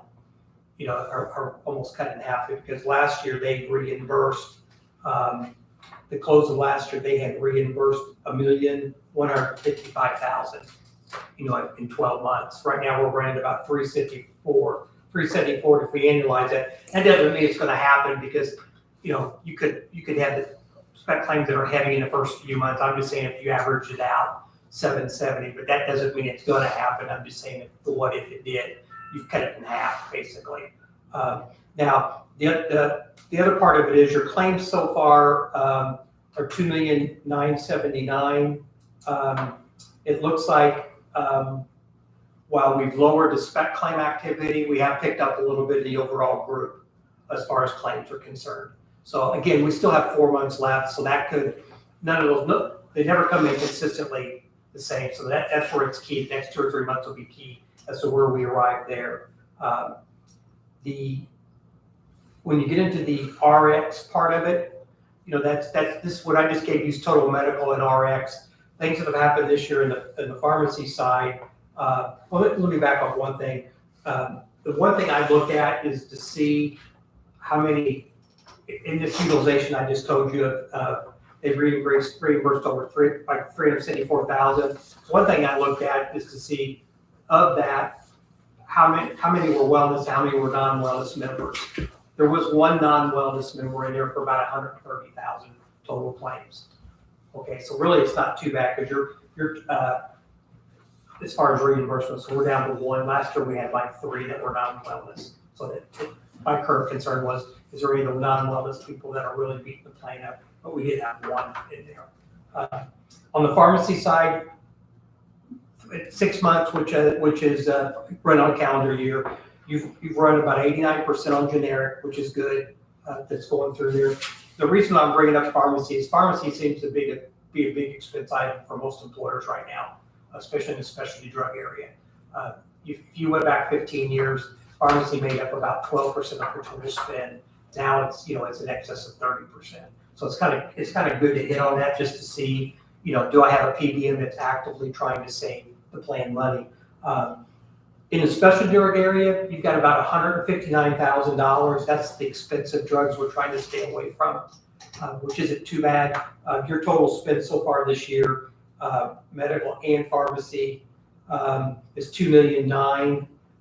Well, let me back up. $2,979,000. If you look on that one column, you'll see the total gross claims, $2,979,000. But if you look to the left, $2,276,000 is coming from the medical, $703,000 is coming from the RX side. So that's what that's why it's key to make sure that the PBM's managing that the best way they can. That's the numbers that have jumped up in the plans. This time last year, you ended up in 12 months last year at $897,000. So you're a little ahead this year on the pharmacy. So that's what's key. The pharmacy, you've gotten almost $115,000 back in rebates that came back from the pharmacy or the manufacturers that came back to the plan. In year half, you probably got probably have one more quarter of checks coming in that'll come from the PBM. The savings program, what the pharmacy, because you're with TrueScript, this year they've saved you almost $260,000 just the programs that they offer. So that's why we constantly watch the people that you're working with to make sure that we're seeing savings. So I would tell you today that the key thing probably is going to be the next 4 months, just to see where we end up loss ratio wise and try to manage that down. One thing we'll go in and do is try to identify, is there anybody in the large claims that aren't going to repeat in the next 12 months? So that's the first thing we try to go after, because you got to remember, when we go to the market, we're looking forward 12 months. What's the risk? The past is already the past. It's already happened. What's the next 12 months look like? So I try to let clients know, if your loss ratio's up, you kind of want to be careful because we don't know if that's going to repeat next year yet. So yeah, you're running over 100%, but we're going to try to manage those, or is anybody turned on the group, et cetera. So that's where we really spend a lot of times is in these large claims, see if we can get those to move. The other area we're constantly working on is still trying to shift people over, again, on a voluntary basis, though, is the international drug program. Can we get more people over to that? It's kind of like 1 will tell 10. It's kind of word of mouth. You just keep communicating and get out there. And it's a learning curve for your employees because, that word international, we talked earlier, when we put, 5-6 years ago, plans and members were scared to death of it. And now it's the same drug. It's coming from Canada. 90% of it's filled from Canada. We've got 5 or 6, tier countries that are good at what they do, but most of it, I would tell you, would come from Canada. So we'll continue to educate the employees. We do have one larger drug that's coming out of the plan. Isn't it a cancer drug? Is it used for cancer? No. It's an injection though. Mm-hmm. Yeah, it's on some dependents we're still working on, which is a significant cost to the plan. But again, it's voluntary, so we just have to continue to educate the member, get them comfortable. Again, if they're willing to do that. The benefit of the member, sometimes maybe a little bit of the problem might be there's no out of pocket to them, so that's where we got to get members to understand that the upside to them is any out of pocket they're spending right now in the pharmacy would go away. In other words, the plan, you're going to save enough money to more than offer that to the employee because there's significant savings on those international drug programs. Any questions on that? Again, I don't get into specific people only because of HIPAA. If you have a question on something specific, Mark, we can share that, outside this meeting if we need to. But again, right now, that's why we want to get in front of you. We've got it out to market. so for the November 1, I would expect here in the next 30 days, we can put something in front of you. And if it's workable, try to lock it in. The reason why I like to lock it in early is if we were able to lock in July, anything that would be developed on your group between now and July and November, we don't have to redisclose it. So in other words, if we get something that we feel is, reasonable, that's the thing. As far as the sooner we can get that firmed up, the better off it is for the plan.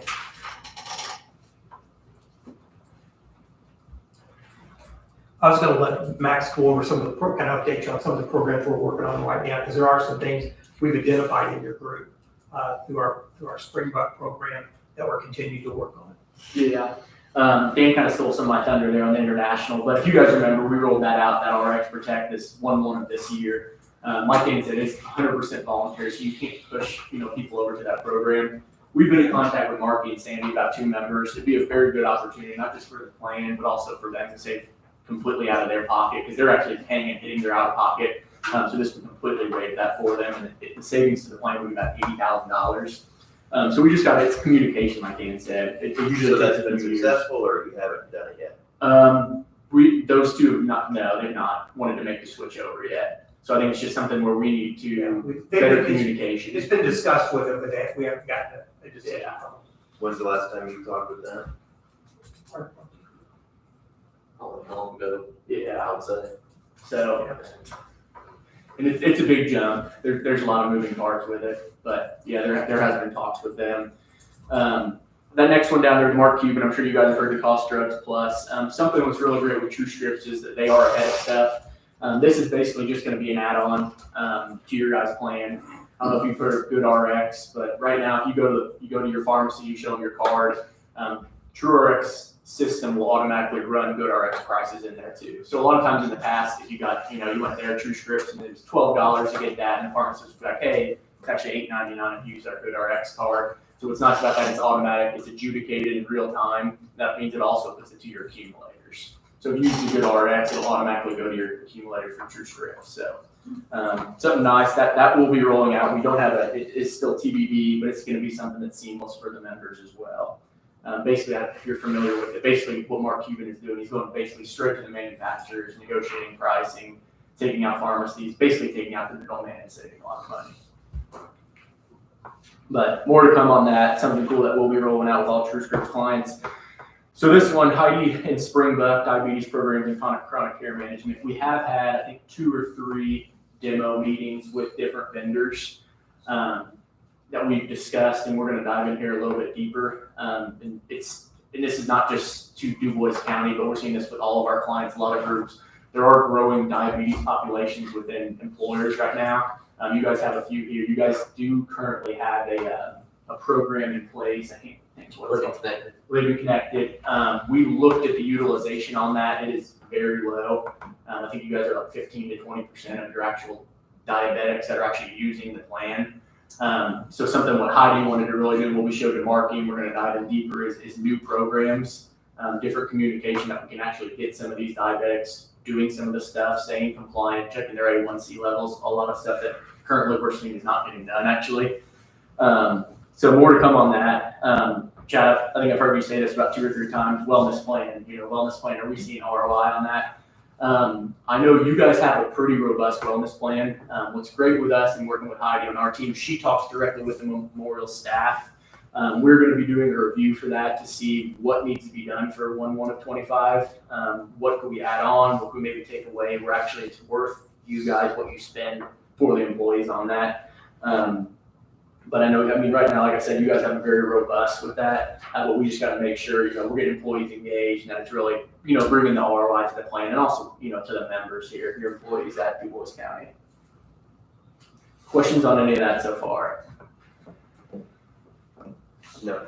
Okay. And then last things, been talking with Marky about marketing vision and short-term disability for 2025.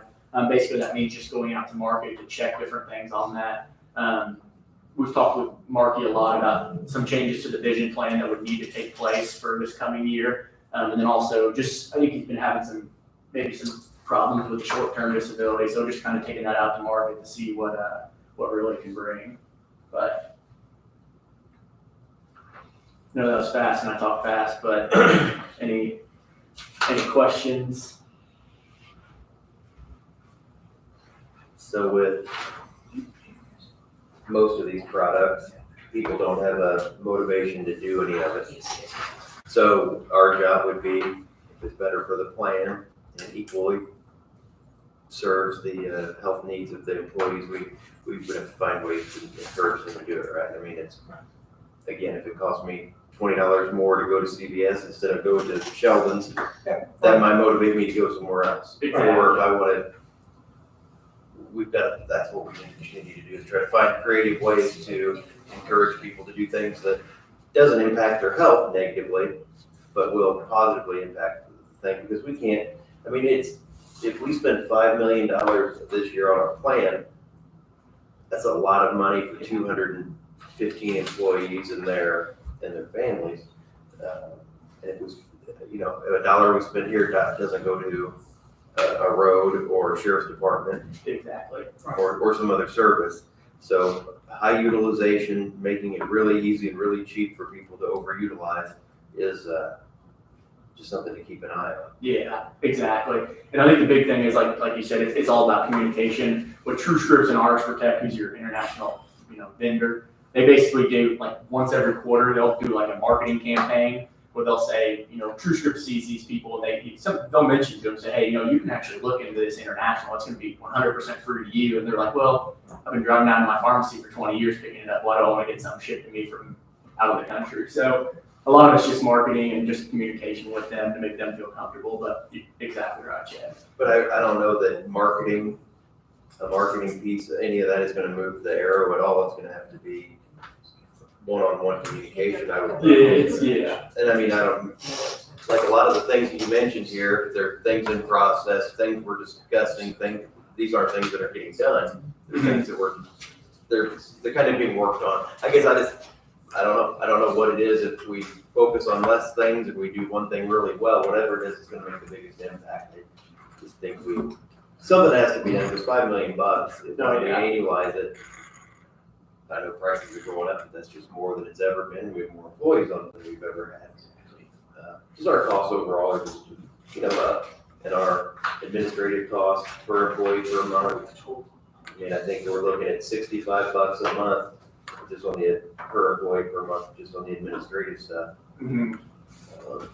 No, it's just a messy subject, and I want to make sure we're getting the best value we can from you and TrueScripts and everyone that's involved. Yeah. No, understand completely. Probably the key thing is the paid claims makes up, 70 to 80% of your total costs, and just making sure we're with the right vendors as far as managing that care down. That's where the bigger expense is going to be.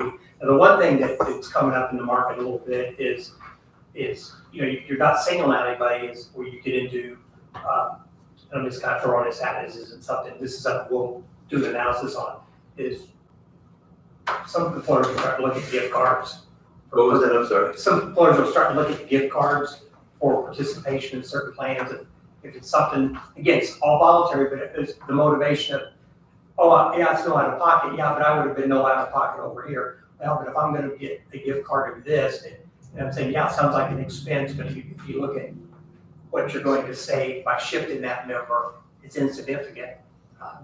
So that's something we can look at too, as far as in the international, if we can identify, maybe make it more robust to get more members over there. We can come with examples to you of what that would look like. So you're saying you can do it one of two ways. You can make it more painful to stay where you are, or make it more fruitful to go somewhere else. Yeah, as long as you keep the number, because what I'm saying, like, let's just say a $500 car, but if you're over there saving $80,000 or $90,000, the $500 is insignificant, at least to the plan. It's an expense, but I'd rather have, it starts to look like, and it's just engagement. How do we proactively get members to engage? Because right now, you do have some bandwidth. Some of the members, I'm already hitting my out of pocket because of their ongoing medical care. So it's how do you move that needle with them as far as getting them over? More education. Well, put more skin in the game, or make more of the wellness program. That's the thing we got to get armed around the hospital as far as now that we have the spring buckets, giving them the data, are we really driving wellness here? Just instead of just biometric testing, are we moving people? Are we making their lives better from a health standpoint? And that's what Max is mentioning. One of the big, and it's not just your plan, it's overall, the reports is the diabetic side of it. How do we make that more feasible? Because you're right, I just saw in the paper this morning, one of the deaths, some Hollywood celebrity, was diabetic complications, is what she died from. So that's the thing, that's, as your employees get older, if they're not managing the diabetic care, that's when you start to get the claims. You know, and complications of that can really be expensive. But we've looked at we've done some demos on it, just coming back to you guys as far as the more robust programs, you know, how much is it gonna cost to do that? As far as, now we're gonna be able to identify quick savings to that. So that's the things that we've been going through with the calls, as far as how to get members more engaged to it. The biometrics is only just identifying it, you know, getting a company that's gonna constantly follow up with the member and coach them and get them engaged to where they're routinely checking in on them to make sure that they're doing what they need to be doing. There are some smart devices that allow them to do certain things. If they put that in there, the vendor can track how a member's doing. So it's kind of like real-time situations, you know, get people to make sure they're engaging and, you know, are they doing what they need to be doing? And that's where I think the biometric with a hospital or anybody else is starting to become a little outdated.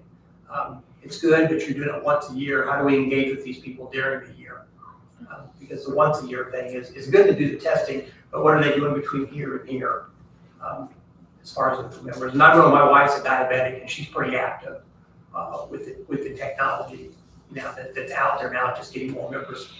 All my kids and wife are all diabetics, so I'm a very pro diabetic, and I think there's a lot of things that we can do better. You know, I'm saying all clients. It's not just picking on you guys. It's just that it's a real problem, you know, and how do we fix it, or how do we at least better manage it? Diabetic technology has come a long way. Yeah, it is teaching the members. It takes the education and it takes the, you know, Right. okay, if I get them moved over here, last thing we want is the plan denying something. Mhm. You know, that's the problem I run with even in our plan. You know, as an employer, are we keeping up with the technology or the things that are going to benefit our members in the long run? You know, that's where we tend to move slow, and the member, it kind of discourages the member from doing the things maybe it's going to be good for the plan and the member. So we'll bring that back to you, because I know, you know, the Android, the Apple phone, you know, the Dexcom, iPod, all of that is becoming real. Yes. It's really helping the member, because you know, it's the A1C. How do you drive that A1C down? And if you're constantly tracking it, my wife's been able to drive it down. You know, I'm not a diabetic. She tried to say I was a pre-diabetic, but I just cut back the sugar and I went back and went from a 6.2 to like a 5.1. So how do we? I'm not saying every person is going to move that direction, but there's a lot of people, you know, if they don't watch what they eat, they're starting to move that direction, and that's a big problem with the population. We all think, you know, going to Dunkin' Donuts is good. It's not good for you in the long run. And I'm a sugar nut, so I mean, I understand that. So, but that's the thing. How do we better educate the people? And again, you know, I know this has been an ongoing problem for a lot of governments face the same problems you're having. It's just high utilization, and how do we attack that and come back as far as at least with a reasonable price? What's it going to cost me to do these things? That's what we'll come back with here with the renewal, and just say, how do we change it as a 1-1? How do we make next year look a lot better as far as those diabetics are concerned? With some of these things, like you said, the biometrics, if you're getting your cholesterol once a year, after you leave your session, it doesn't mean anything anymore. Or if somebody comes 60 days before they start to try to beat the system, okay, how do I drive that down? You know, and you know, it can be done. I mean, sometimes. I'm just wondering how we incentivize health, because people, myself included, aren't real motivated to do it unless there's some. We should be, right? But we're not a lot of times. Yeah. And on the same way with our spending, if somebody can get the drug for free there, and it costs the county $1,000, or they get it for free here, it costs the county $2,000. They're not real motivated to make a change. What's the point? those are the things we need to, we have to find a way to encourage. If that just makes the other option a lot more, somewhat more expensive. Right. Again, I don't want to impact anyone's health negatively, but help us help you, right? We want to be able to keep providing these levels of insurance. So anyway, another question I had, if I have questions on TrueScript, would I go through you, Yeah, go through us. We can- TrueScript directly? Yeah, we can reach out to them. Okay. I mean, I wrote some down, but I don't know if now's the appropriate time to talk about them. Because I guess my questions are in the area of rebates. Is if somebody gets a specialty drug, how does that usually work? Let's say I want to get an antiviral. It's somebody. So does that mean they're formulary? Somebody's got to put it together for me. Is that what makes them specialties, or it's just the type of drug? What's happened is we had generic and brand for a long time. Yes. That's why I mentioned generic. Well, now there's a new buzzword, specialty. Right. And the manufacturers are now kind of deeming these very expensive drugs under the specialty side.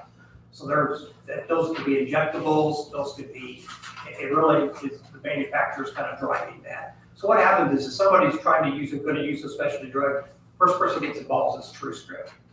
They try to find the best setting for that drug. Whether it's through patient assistance programs, copay assistance, and a lot of times it's going to be patient assistance, which means they go and look at their income. You know, and based on their household income, can we get the manufacturer to assist us in the cost of that? And then if we can't, that's when we look at the international side. We go to the international side and get that specialty drug. Every day that's changing, moving more and more international. Stelara went to international and it's available now there. The injectables, I will say right now, that's where you're hearing, the injectables are the tough one right now because injectables a lot of times have to be administered and managed, you know, when you do the injectables. So that's why it may be tough for them to come into an international program, just because from where it's shipped to, you know, the touch points of an injectable, and can they be safe as far as from where it comes from point A to point B. But the thing with injectables, what we're trying to do there is trying to manage the site in which they get it done. Can we get that moved more to home than a facility doing it? That's where the real cost is. And can we get it to home health care? And that's where you work there.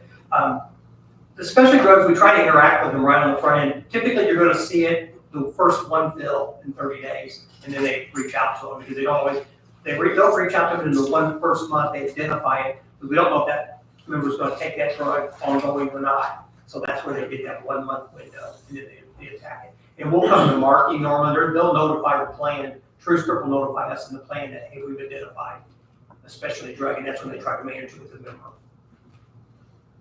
So if I look in here and I look at our specialty care RX fills, and somebody has a zero copay, or the member has zero in the game, why would that be? Would that be because they've gone somewhere where that has been made? The only way they're going to get zero copays that we've been able to redirect them through like patient assistance.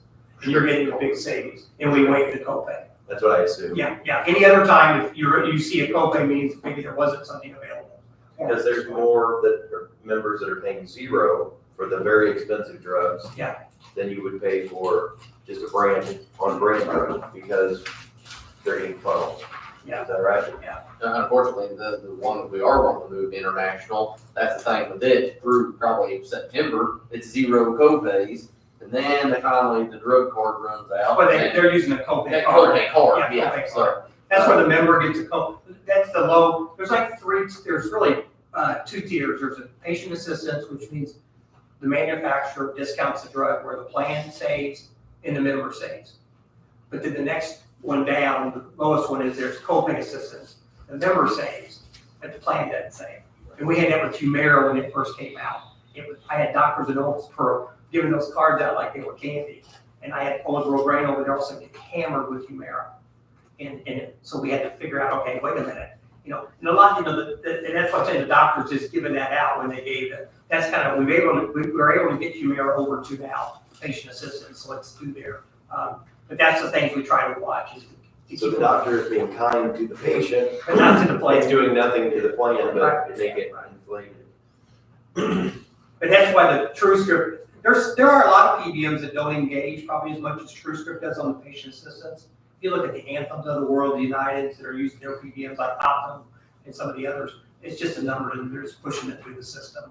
Because you're working with a mid-sized PBM like TrueScript, they've got they're putting the time and effort into how do we manage these down. Because they're looking at every claim and touching it to see what they can do. But again, just ongoing education. Now that's gonna change. There's constant, that list is changing all the time on patient assistance. So that's where, how do we manage with the people? Now the one, sometimes you get, that's why I mentioned earlier about how do you engage members that maybe don't see the value of no copay. The no copay option, how do you get them to engage more? That's why I mentioned, hey, if I can save this much, what can I proactively do with those kind of members? And that's where you might get into the gift card type thing. With a specialty drug, do I get it, can I pick that up anywhere I want, my normal pharmacy? Normally the specialty drugs are normally going to be, they can either be filled, this depends on the type of drug. It could be filled at the pharmacy or it could be shipped to you. So like, I'm just making, Or the shipped to second one on the list here, Avonex pen for psychotherapeutic and neurological agents, so it has a cost, it says, so I don't know who, so whenever there's a line that says total drug cost, who developed that that's what the drug is costing? Because doesn't the drug cost different amounts, different? Well, it's the drug cost is percent off AWP, average wholesale price, and the PBM tracks that as far as what the cost is if we didn't have any programs in place. Okay, so That's the raw number. they get the numbers from Walgreens, CVS, and other providers, and they say this is what they on average would sell it for. Right. And somebody puts that number together. Yeah, they have a clearinghouse that will tell you what each provider is. So in the end, after they run it through their program, the amount that they're saying we're savings, it's off of the hypothetical or the average. Average wholesale price. Average wholesale Yeah, price. yeah. So that might not be a true savings, but it's a number to look at to see Right. how are we doing. Yeah, we had a drug, and we're looking at other things. We had an experience up there this last year. It took a few months to get it into play because of just steps. We had a drug that was, average wholesale price was almost 34,000. Yeah, it was 39,000 a month. We got it down, the TrueScript below average wholesale price was 31 to 32. There was no patient assistance, but we were able to go out and find a foundation, which means it's these programs that basically are foundations that donate money. And we're able to get they're not donating the money to the drug cost. What they did is they donated the money by carving that member out to an individual plan and paying the premium and the out-of-pocket. And when and then the plan that individual plan paid the cost of that drug. So when I say when you hear foundations, you think the foundation, they're paying all of it. Well, they're paying the product that would offer it, that would pay it takes you off your plan. So we took a $32,000 a month drug off, we were able to take it off the plan here in Jasper that they are not experiencing it anymore. But we had to kind of move through some steps there to get them approved in the foundation. So that's the things we try to intercept. That's the thing we just have to work on in the one right now, is just trying to get them to engage more communication, the comfort level. The thing about it is the thing that you kind of fight a little bit is you kind of think it's inside if it was your family and you're going through that, it's a real emotional situation because, they want everything to, that they've gotten the comfort of that drug coming to their home. Everything's working well. Now we're coming to them and saying, we kind of want to change where that's coming from, and it kind of disrupts their emotion until you get them comfortable. And that happens from time to time. So that's what we just got to keep working on to see, there's going to be people helping you to make sure that doesn't happen. We moved this one over on the foundation. There was home health care kept going to the home, nothing changed. So there's some things maybe we could look at to help them.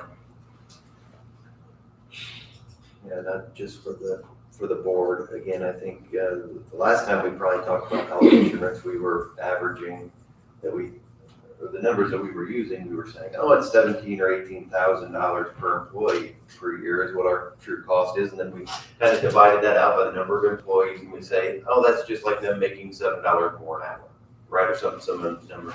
So I did numbers a little bit here, and it's now projected to be about $22,000 per employee that's on the plan, of what it's gonna cost the county. So that's like $10 extra an hour on there.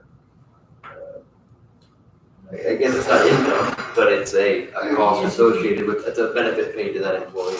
So if you're making $20 an hour working for the county and you have benefits, you're getting another $10 and something of benefit just for your health care, not including your retirement and all those other expenses. So it's quite a bit of money.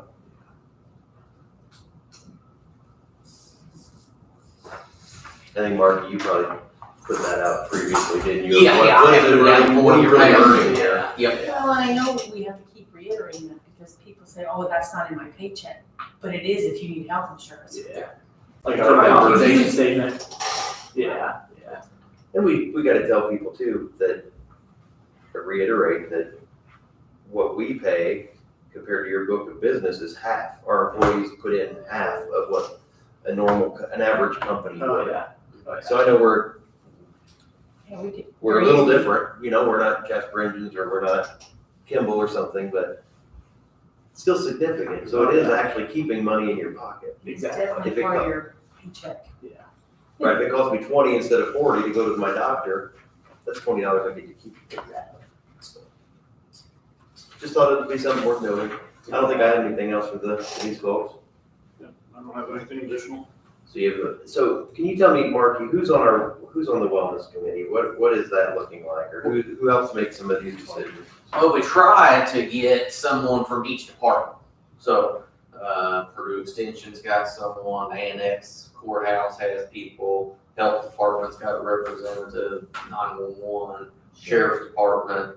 Each office has the opportunity to put somebody. Exactly. So, and we do that because, for one, communication, and then number two, to have that advocate there in that department to promote wellness and activities within their department and stuff like that. So, we expanded that a couple years ago to kind of encompass one from each department. So, Great, thank you. Anything else from you folks? And like I said, in the next 30 days, we'll have something to Marky to kind of start the renewal and see how to manage that down. Sounds good. Thank you. Thanks. Appreciate you coming in. All right, thanks. Thank you. Thank you.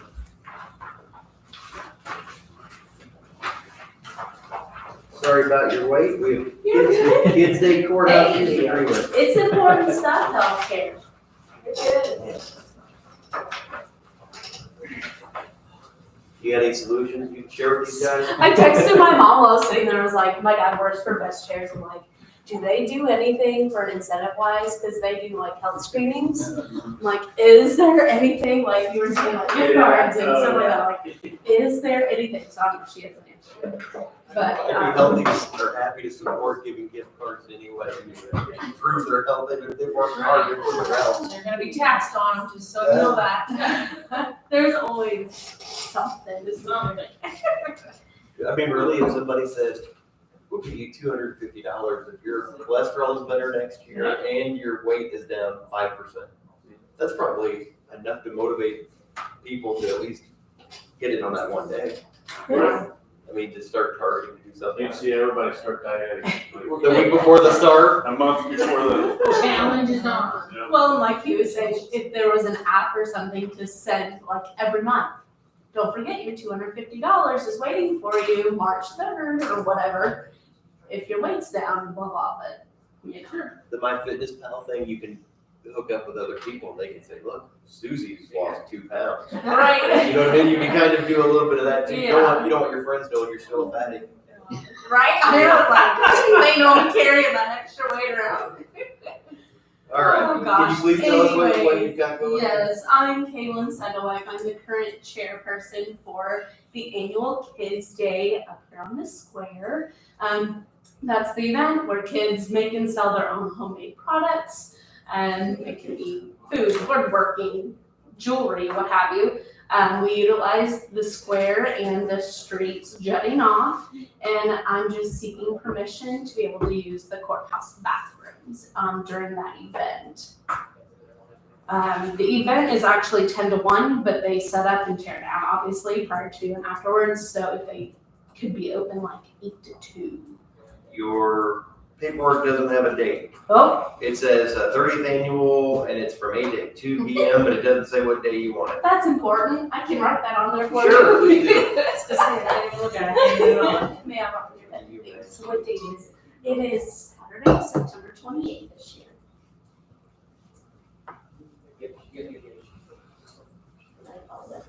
From 8 to 2. If possible, please. Now we can consider it. Thank you. Oh, gosh. So yes, it's always the fourth Saturday in September.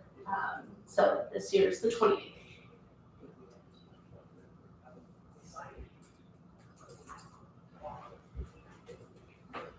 Anybody have any comments, questions, concerns? No.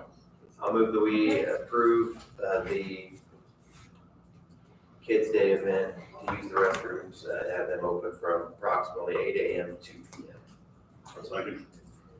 Any other discussion? Nope. All in favor, say aye. Aye. Aye. The motion carries. Probably just like we've been telling other people that if, I think we'll be happy to continue to leave them open for your use unless there's a problem. Somebody damages something or whatever, Sure. then, we may not in the future, but for now.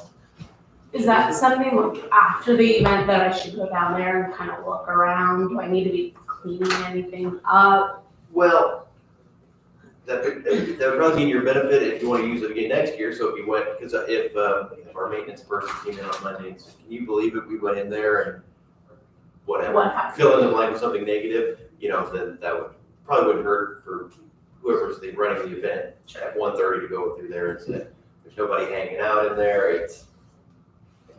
We don't expect to take the trash out, but make sure it doesn't create. You used to be able to enter into the bottom. Will that be, or will they have to come around to the front and No, wiggle It down? would be the back. Yes. Okay. So 'Cause I know- that building, that door is closed during business hours, Okay, but we have it open for special events now. okay, that's fabulous. Because I know, so we own EJ and Dots up here, Mhm. and we have customers like, do you have a bathroom? Do you have a bathroom? 9 times out of 10, we let them use it because for them to run to the courthouse and figure out how to get from the front entry down to the basement is like, I don't have time for that. Sure. So that's just, and I know I'm not complaining about it, it's safety reasons, but on an event like that, when it's a lot of kids, it's like, No, it should be just like it was in the past. perfect. Thank you. Thank you, guys. Have a good day. Thank you. All right, let's do these discussion items, we got the Amazon credit limit. So Commissioner Steptoe, when you were gone, we Okay. talked about it last time, we didn't take any, I think Commissioner Hostetter wanted a little more time on it. The gist of it was, we have an $8,000 credit limit for Amazon.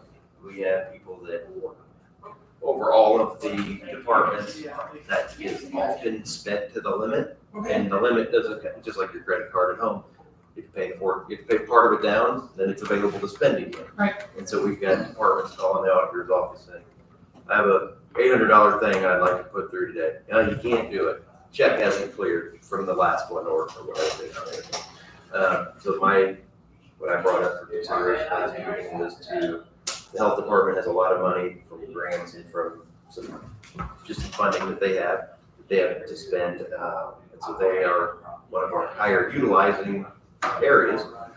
And after discussions with Sean was I wanted to try to get a $10,000 additional credit line just for them to use so that they didn't have to come in and be competing with the other people on the existing credit limit.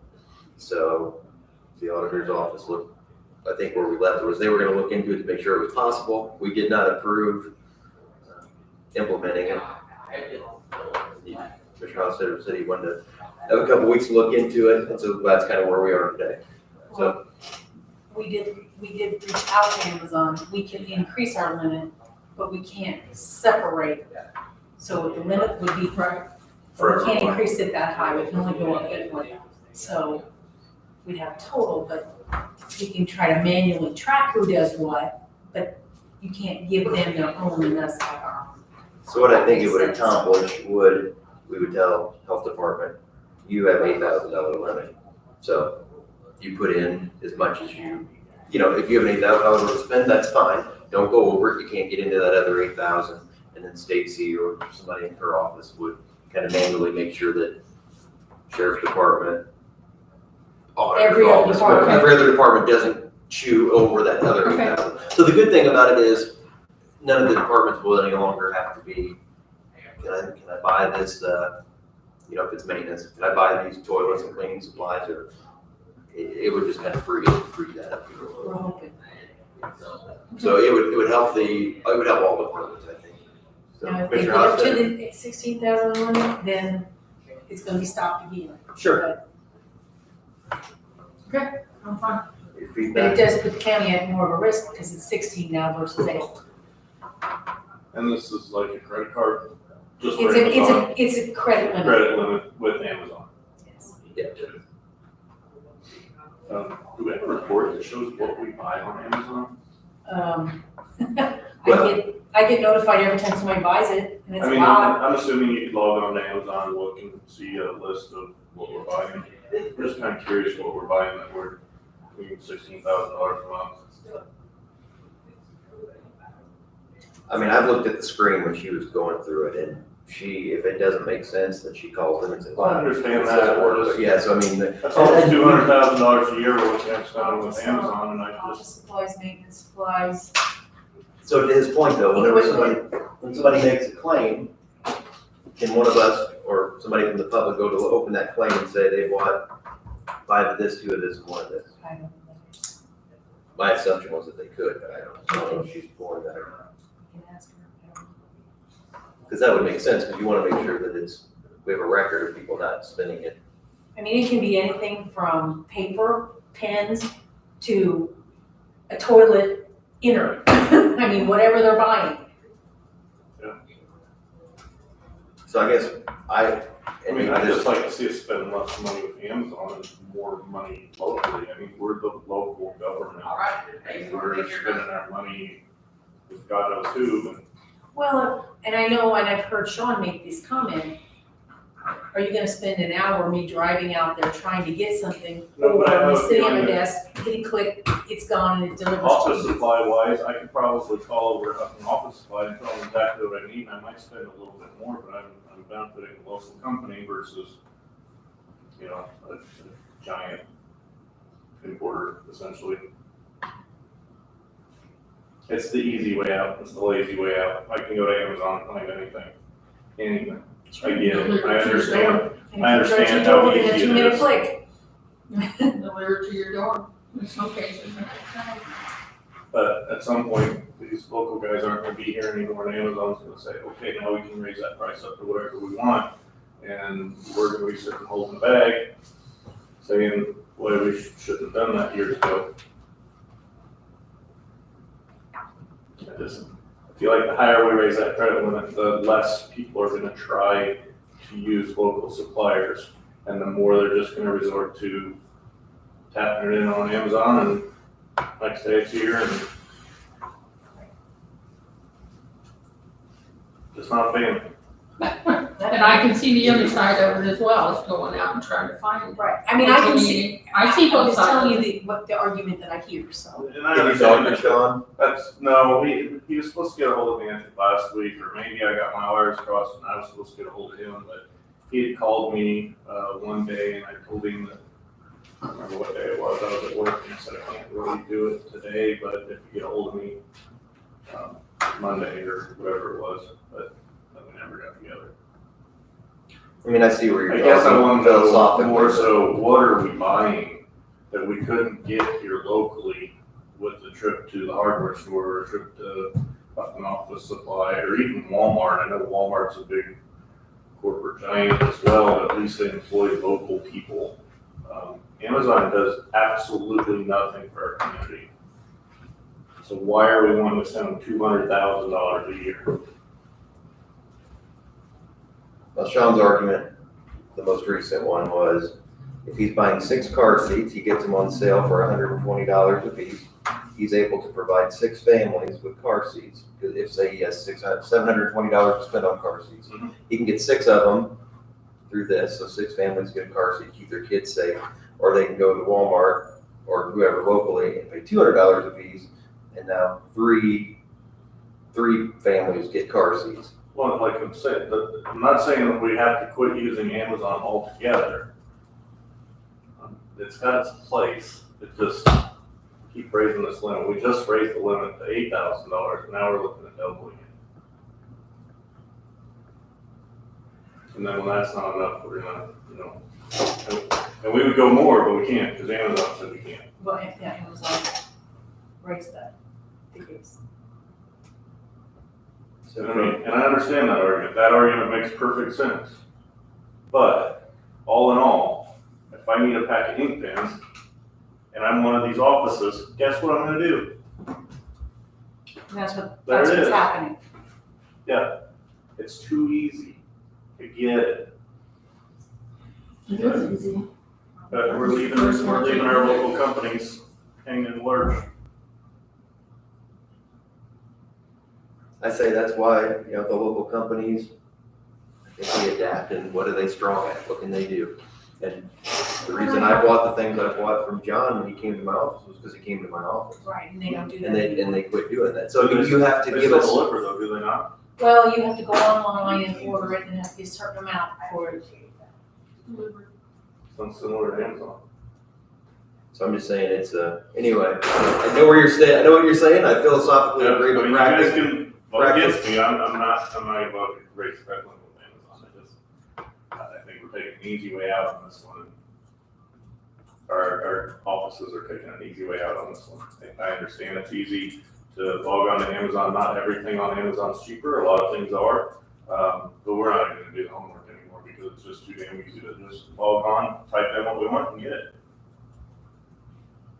And back to your point as far as Sean, say he's ordering car seats or something, if you go to our local Walmart, if he needs 6 of them, there's a big chance that they don't even have 6 of them.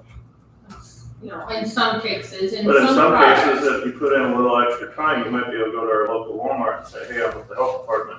I need 6 car seats that I want to distribute to families, and they'll say, I'll tell you what, we'll give you 10, and we're gonna charge you half price for them. We don't know that because we're not gonna do the homework. We're gonna go straight to Amazon, we're gonna buy the cheapest one that pops up in our search, and we're gonna move on to the next thing. Good point. Understand. Okay, so it'll be up to you to make a decision. I'm gonna move that we, increase the credit limit at Amazon for $8,000, an additional $8,000 for, the health department's use, for a total credit line of $16,000 for DuBois County to use. I'll second. Yeah, I've got a first and a second. Any other discussion before we vote? No.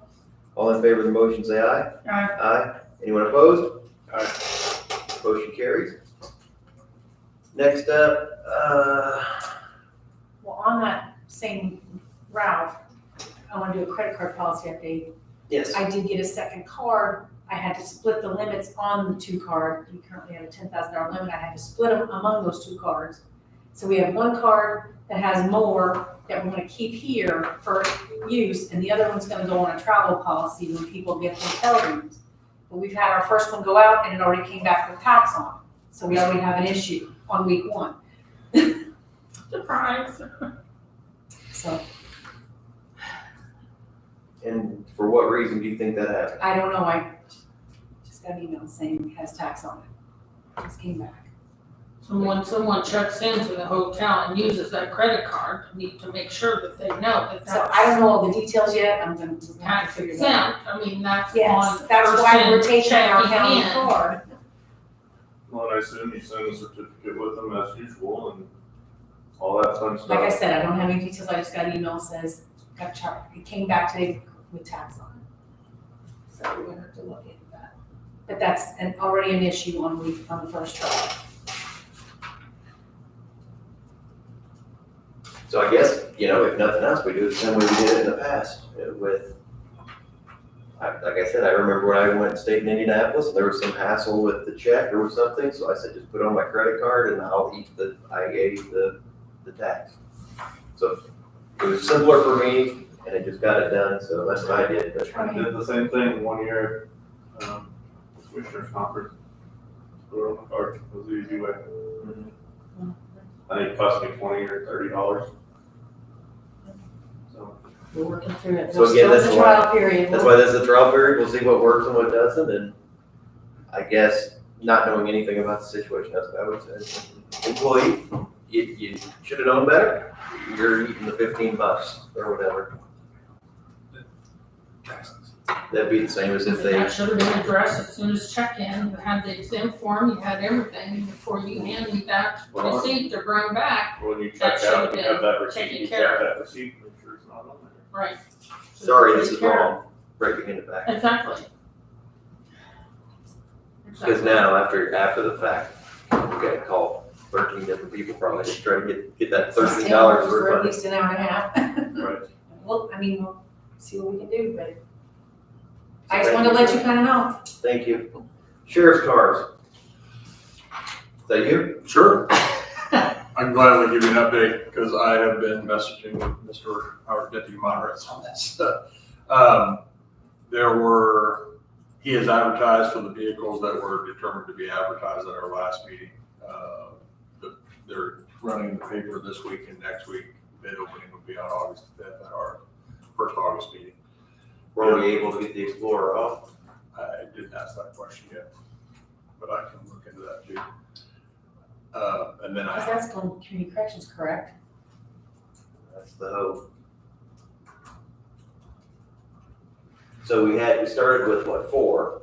One Yes. goes to Scott County, one goes to community corrections. We had 2 remaining. Is there an issue with that? there is. Which one? About. He's going to tell you. Okay, let's hear it. So we passed the resolution last time to sell one of the Dodge Chargers for $5,500 to Scott County. I think that we are not going, the statute says in order to do that, we need to get a similar to identical resolution in return to make that happen. I don't envision that is going to occur, so I have prepared a resolution to basically rescind our resolution from the last time because I don't think the process is gonna follow the Indiana code. So someone on the other side isn't on board with it? Sheriff on agreeing, I think is what I'm hearing. That's likely the case, but I'm not here to air that. Right, I discussion. mean, something on that side they're not That's willing to send. I don't believe we're gonna get a identical resolution in return. I had prepared the resolution for their use. It's not coming. So I don't know another way to make it occur under Indiana law. So at this time, we're going to have either 2 or 3 vehicles that are in the newspaper being advertised. Correct. The Another one that was supposed to go, and I followed up with Deputy Monrez that it's gonna retain that for a pool car for the time being, because this fell through. Because of what? Because this is falling through. So I have what would be resolution, I believe, 2024-11, because Mark, We have a 10 already assigned, but we haven't used it yet. I mean, we discussed it. 2024-11 sets out that we passed 2024-9 at our last meeting. But under Indiana law, we're not getting the resolution back, so to rescind it in its entirety. Yeah. Okay, so, long story short, we passed something, we're rescinding it. That's correct. All right, we And have, that vehicle is no longer declared surplus. got it. Okay, so I'm making a motion that we approve resolution 2024-11. It's a resolution repealing a former resolution 2024-09.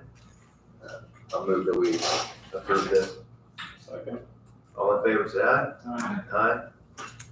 Anyone opposed, same sign, motion carries. So unfortunately, it would have been simpler for the sheriff's department to just trade them all in and us not get much money out of them. This way is more complicated, but in the long run, it could benefit another department, and we may make a little more on them, but I guess we have to determine, is the hassle for everybody worth it? We'll see how the bids come in. And I didn't think about it earlier, but that might have been a really good opportunity to try that, deals or whatever. Yeah, I mean, List them on there. you can, Still do it, can't we? Yes, well, we advertised for the other. Oh, But the one that came back, Yes. Let's see what we get, correct, that's the kind of things people are gonna go there to look for. We're able to put a reserve on I mean, we started at the same price the trade-in would have been, so we're not gonna go down. We're them. not We're going able to back. put a reserve on it. That's not a problem. Make your reserve straight in value and That's fine. anything over that. Excuse me. I can do it. I mean, you guys let me know. I think only one we could do now, right, since we advertised them? Yes. Well, so 2 were advertised or 3? Explorer. He wasn't sure. I don't know that. It was not advertised. The Explorer was not advertised. It was pulled from the advertisement. So it was 2 Dodge Chargers. 2 Dodge Chargers, correct. And, I guess with regard to advertising the one, we don't care for I'd have to look at the quote or the invite that was sent out, but we can also reject all those and then advertise and then put all 3 at once or 2 potentially. I'm hopeful that they'll come back strong. Yeah. I was surprised that time we had that truck with blown engine. yeah, but that wasn't with Gov Deals. That was with, I know, that was just an open sealed bid, and I was surprised at what we got out of it. So, So these 2 are- Anything else from the county attorney? We have another resolution, which Mark, you can address, or Sandy could address, or I could address. Is he over there? It's more hidden than me, but I'll check. I know a little bit about it.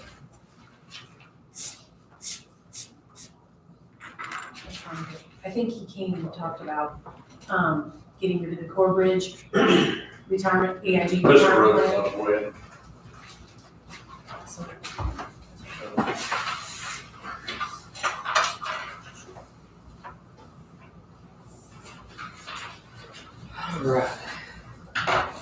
All right, we've got an amendment to the DuBois County Plan, 457B plan, and a resolution of the County Board of Commissioners authorizing plan termination. So I thought we agreed to do this previously, but we need to make it official with resolution. Is that correct? We did. It's been a real 2-week process trying to communicate with these folks, and oh, it's been hard. it's been terrible. Short of that, but to say the least, we finally got the paperwork after about 10 or 12 days. They kept telling us to send the paperwork, but they wouldn't give us the paperwork to send them.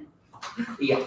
So it was like finally in large caps in bold that you have to send the paperwork before we can send it back to you. We were finally able to get it on about the 4th or 5th attempt, but then I gave it to Greg and he assisted us with completing it to where it needs to be and in that packet. The resolution that was involved in that packet. So, so that's where we're presenting this today to again make it, I guess, official on their behalf. We'll provide this paperwork back and then, but yes, you are correct. We did agree to terminate this particular plan 2 weeks ago. So, yeah, just the formal paperwork. On the amendment plan, I guess we have to fill in the effective date. We have it where it just says the word effective date. That's right, I'm still needing that effective date. I didn't. Okay, we can just go, for payroll purposes, let's just go today.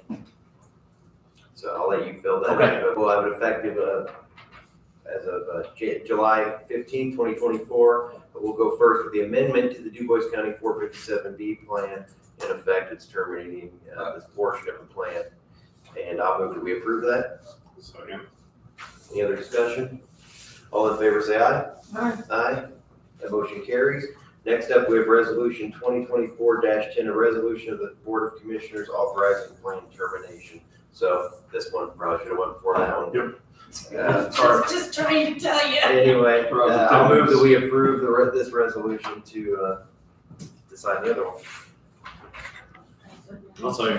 I'll switch you in the minutes, is that okay? That'll be fine. All in favor of the motion, say aye.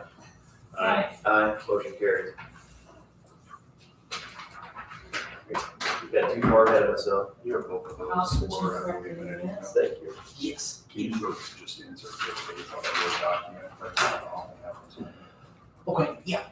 Because right now, it's just all caps effective date, so if you've got it. All right, what else we have from the county auditor? The fax machine, See my email effect? Well, I sent a request to Scott and he sent back a comment already. Long story short, they have, there's a postage room that has a fax machine in it, so in the office still use that fax machine. It's kind of a community unit, and it's not, it's acting up. I think we Doesn't want to paid- send. I think we paid $1,600 for it many years ago. Now they In have a new, 2009. now they have one for $1,500 and something they want to send to us. So the quote that they sent, Actually, they brought it up so we could use it. It's sitting over there. They're letting us use it. and the quote or the item that they brought is a multifunction printer, scanner, fax machine. It's more, my question to them was, it's more robust than it sounds like we need. We just need a fax machine. We can get a fax machine Well, for it. when I called down and talked to Scott, and we were having trouble, he said, I can bring this up for you to use right now. They don't really, we had a Panaflex, they don't make those anymore, they've been out for 5 years or more. He said, you just don't buy fax machines, they're supposed to go away, but they aren't going away. So he said, most people have them on their copiers. So that's what he brought to us, was one that's on a copier. And my first thought was, maybe I'm just trying to be too cheap. Maybe a high quality brand like Kyocera doesn't make just a fax machine, but I think they do. Well, And he they, some said- so they're like $300 to $500 instead of $1,500. Well, you asked about a brother or something, and he said he did not quote that because of the ease of use and the small display, and it only has 250 sheets of paper, blah, blah. He said the other one is a much better machine that will last 10 years. He can match the price on the Kyocera that you quoted, so Do we need all those other functions? This one here, I I don't had to do the signatures on this I one. think so. I don't really know. I mean, yes, when I go in there, I want to fax something, I want it to work. I don't want to sit there and wait 10 minutes for it to say no, it didn't go through. So I'm happy with that. If they have a Kyocera product, which we know they service and it's quality and it's I less than can reach half. back and see if he can do that and bring it next time. Would the board be okay with that? Yeah. Fine. I mean, if you don't need those other items, might as well. So I'll. So What you gonna serve? do you need, Oh. what do you need from us? Okay. That's fine. Well, the other thing is if we do find one to use, I was gonna propose using the LATCF money, we still have $10,000 or $12,000 in there and get. And that's appropriated to be spent how we wish. I'll move that we approve the use of up to $1,000 to replace the fax machine using LACTF. Second. Any other discussion? Sir, All in favor, say aye. all right, Aye. Motion carried. And then if it's more than that, I'll come back. But it But if he sounds said like he's gonna we'll match be the so. price, yeah. That just has the effective date inserted on the document. Yeah. Pass around, thank you. You're welcome. Oh, you got a new one? It has the date. Anything else from Alderman? That's all I have. All right, next up I have, was on the agenda previously. It's an ordinance regarding county contract requirements. Mr. Schneider put something together and it, the extent of this ordinance is that anytime somebody has an ordinance or a contract with DuPage County, it has to have these clauses on it, the verified clause, non-discrimination, termination clauses and different things. So it just kind of puts in, it makes formal the things that he he requests that we put into every contract we have anyway. So that's one component of it. That's correct. There are two codes that passed, that went into effect July 1. One allowed us to pass an ordinance to set forth those contract terms. We talked about this at our first meeting in June, and I think you were absent from that. The other code, I think, Chad, you have, Mr. Blessinger, you have a question on, and I can reference that in this ordinance as well, but I believe that's the law, that's the state law now. I don't think that requires us to pass an ordinance, nor does it put in there that we may pass an ordinance to put this into effect. The prior code, which deals with the contract requirements, that allows the county executive body to pass an ordinance that sets forth required provisions for contracts. We may do that, we don't have to do that. And this is 10, is the one, so 10 is what this one will be, Yes. okay? And Well- you're saying that the other items that I brought Sorry, what do you here, mean by 10? ordinance number 2024-10, or am I looking? We knew a new number now, it'd be 12, I believe. Oh, I'm sorry, I was thinking that one was 11 because this one was 10, but that's besides the point. We did not order, remember? Anyways, but that ordinance, the statute says that the executive body may pass an ordinance that has certain contract requirements, including but not limited to the following. All of those things are in there, and plus a couple of extra things are in there. That if we want to make that a requirement for all of our contracts, then we would pass that ordinance. And would it be your recommendation that we do? I ask for them all the time anyways. I guess the only limitation to that would be is if they don't do it, then what? We don't enter the contract.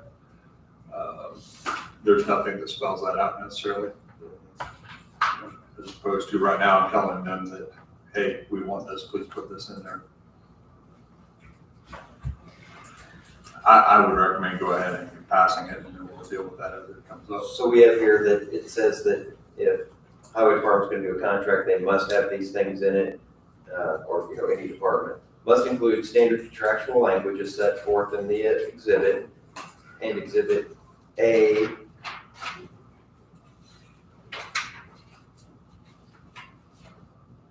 Mr. Naird, I don't understand, maybe this language here, it says, it must include standard contractual language set forth in the exhibit attached, so that makes sense, but then the second part says, and exhibit A, and may be amended. Right, you just drop that word in. Just allowing us to amend exhibit A in the future. Okay. That would go away.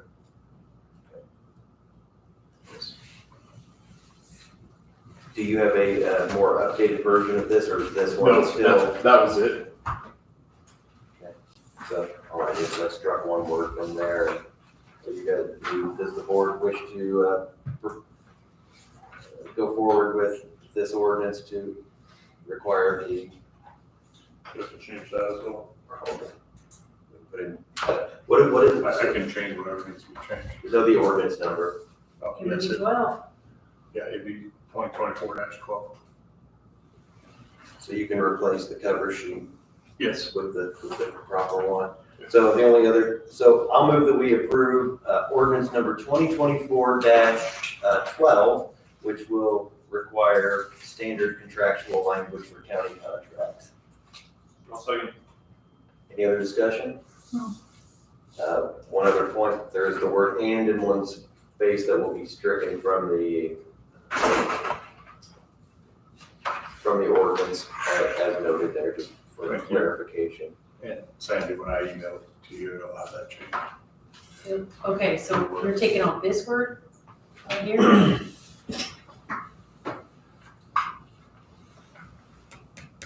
On the signature page right here. That one goes off. Okay, all in favor of the motion, say aye. Aye, motion carries. And so, Mr. Schneider, you're saying that the rest of this is in place regardless of what we do?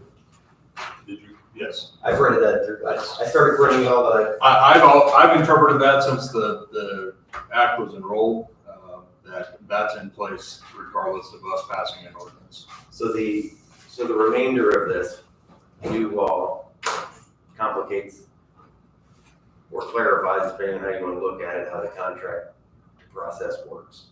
It says a county officer, being the assessor, auditor, coroner, anyone, elected officials mostly, here, all of them are.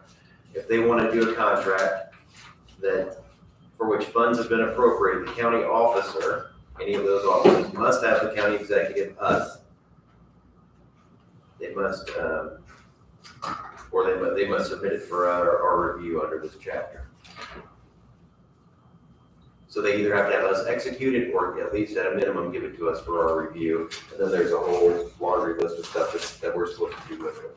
So I'd say we could probably address that in the future.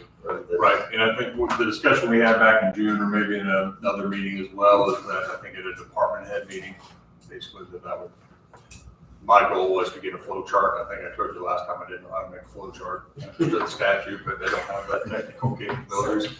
Our esteemed county engineer, he probably can do that, so. So are you having him print a new one with that out, or should I just, I'm gonna print it here. then you guys just kind of be clean? Yeah. Just what needs to get something.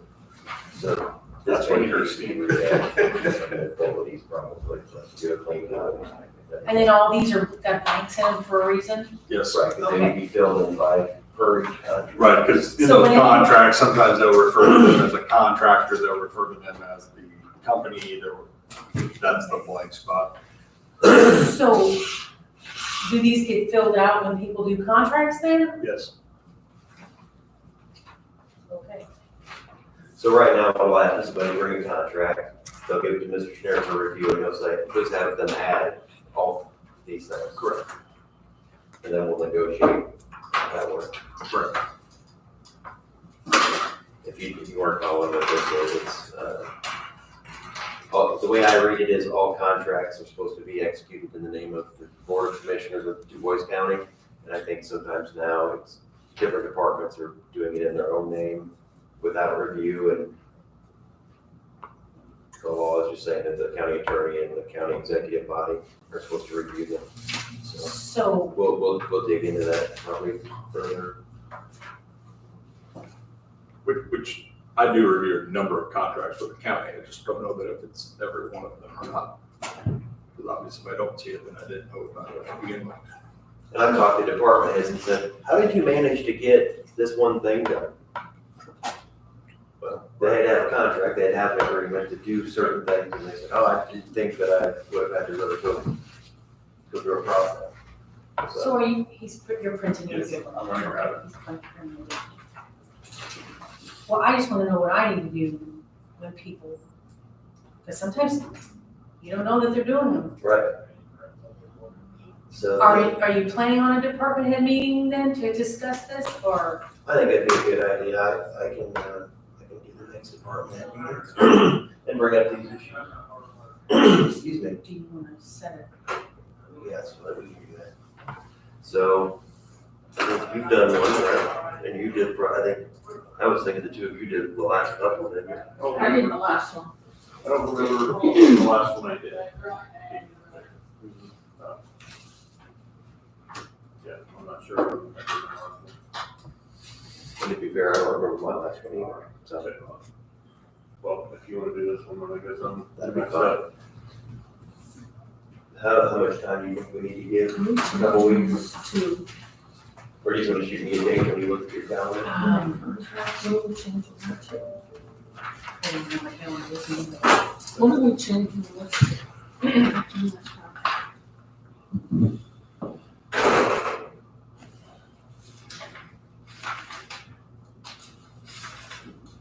On Wednesday morning Okay. for 8 a.m., but I don't Okay, know. because it was pointed out, there was different things that I circled, that we pointed out that we were going to address, and then, So I believe that this is the state So statute, then and next this week, is we what need it to is. see your Okay. class scheduled for people. Okay. So that's fine. I'm one of them, so. this is the one addressing those, please add these things to all of the contracts that come through the county.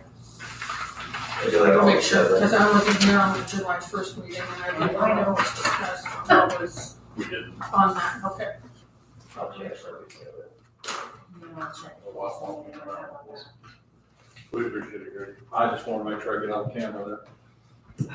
Have a good side. Thanks, Brent. No problem, buddy. Anytime. All right, so there's a clean version. Thank you, Mr. Schneider, for that. Yes.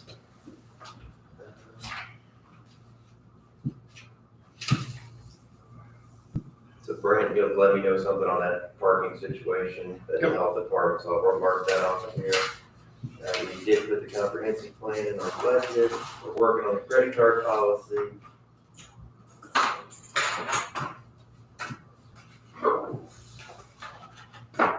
So Commissioner Hostetter, you're on our representative on the abatement committee. I think they had an abatement meeting last Yes, week. I was unable to make it, but, Lynn did send out a summary, and recommended them for an abatement. Pull that up real quick.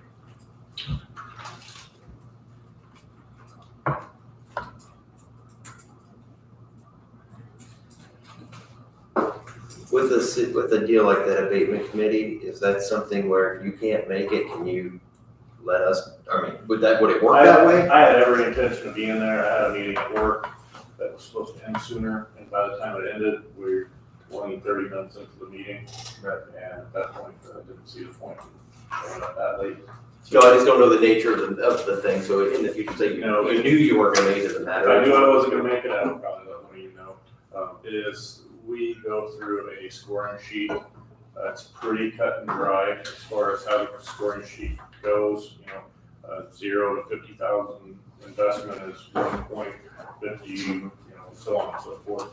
So most of it's pretty cut and dry, and then at the end, we have a scoring, based on the number of points, how many years of abatement they'll get, and so on and so forth. So, again, I can share that email with you guys. I just gotta find it real quick, and then, but they were recommended for, why can't I find my search button? How often does that committee meet? Once a year? Remember, we get an application. This is an application. Because we've not got a second application, so we're gonna have to meet again.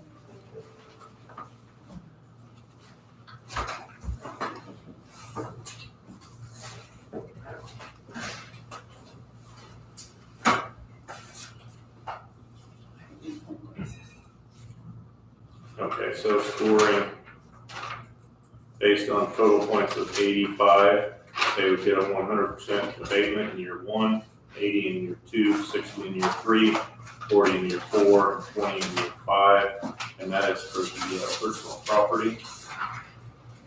And then for the real property abatement, it would be a 9-year abatement starting at 100,000 and decreasing by 10% per year. 100%, decreasing at 10% per year, so year 9 would be at 20%.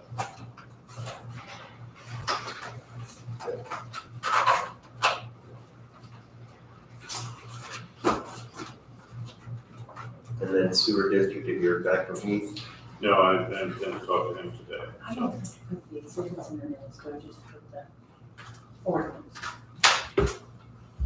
so at every meeting we have with them, generally, I'm always grumpy about something with the sewer Or do district. I, when you say, I'm still surprised, the city of Jasper got information that should have been available to us on the I just same cut day, every signature. and we still haven't gotten it, it's been 6 days. And I haven't seen anything either.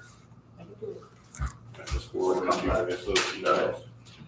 So you can see the abatement. We did that abatement one. That exhibit was. Okay, well, so do you know, so you don't know anything else about the sewer thing? Not at the moment, I don't know. I know they got their Trying scoring to back, cut and paste right as we speak. and they know what I already said, but I don't believe, The one you just did. this is just my opinion, I believe that our scoring was low due to the fact that we're not ready to start a project, not due to the project. But I have not talked to you to get any kind of confirmation or, feeling on it. Yeah, I would think that they didn't turn in a completed application. Because they tried to explain it, but they didn't necessarily. But I'm with you, they're not ready to go. Right. Anything else from anybody I do not. here? Commissioner Stefano? We had a meeting on Friday, Brent and I did, the steering committee.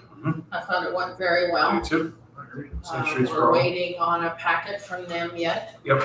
And when we get that, we'll research it a little bit more. And Yep. a lot of good feedback and a lot of good projects I see in the future. Yeah. So really happy with it. You said Safe Streets for All, that's what that one was? The steering committee, well, our committee, the steering committee, but yeah, Anything else? that was great. Commissioner Hostetter? I don't have anything else this morning. Okay. Do you guys have anything else? Okay. Stuck in that way. All right, we'll close the meeting.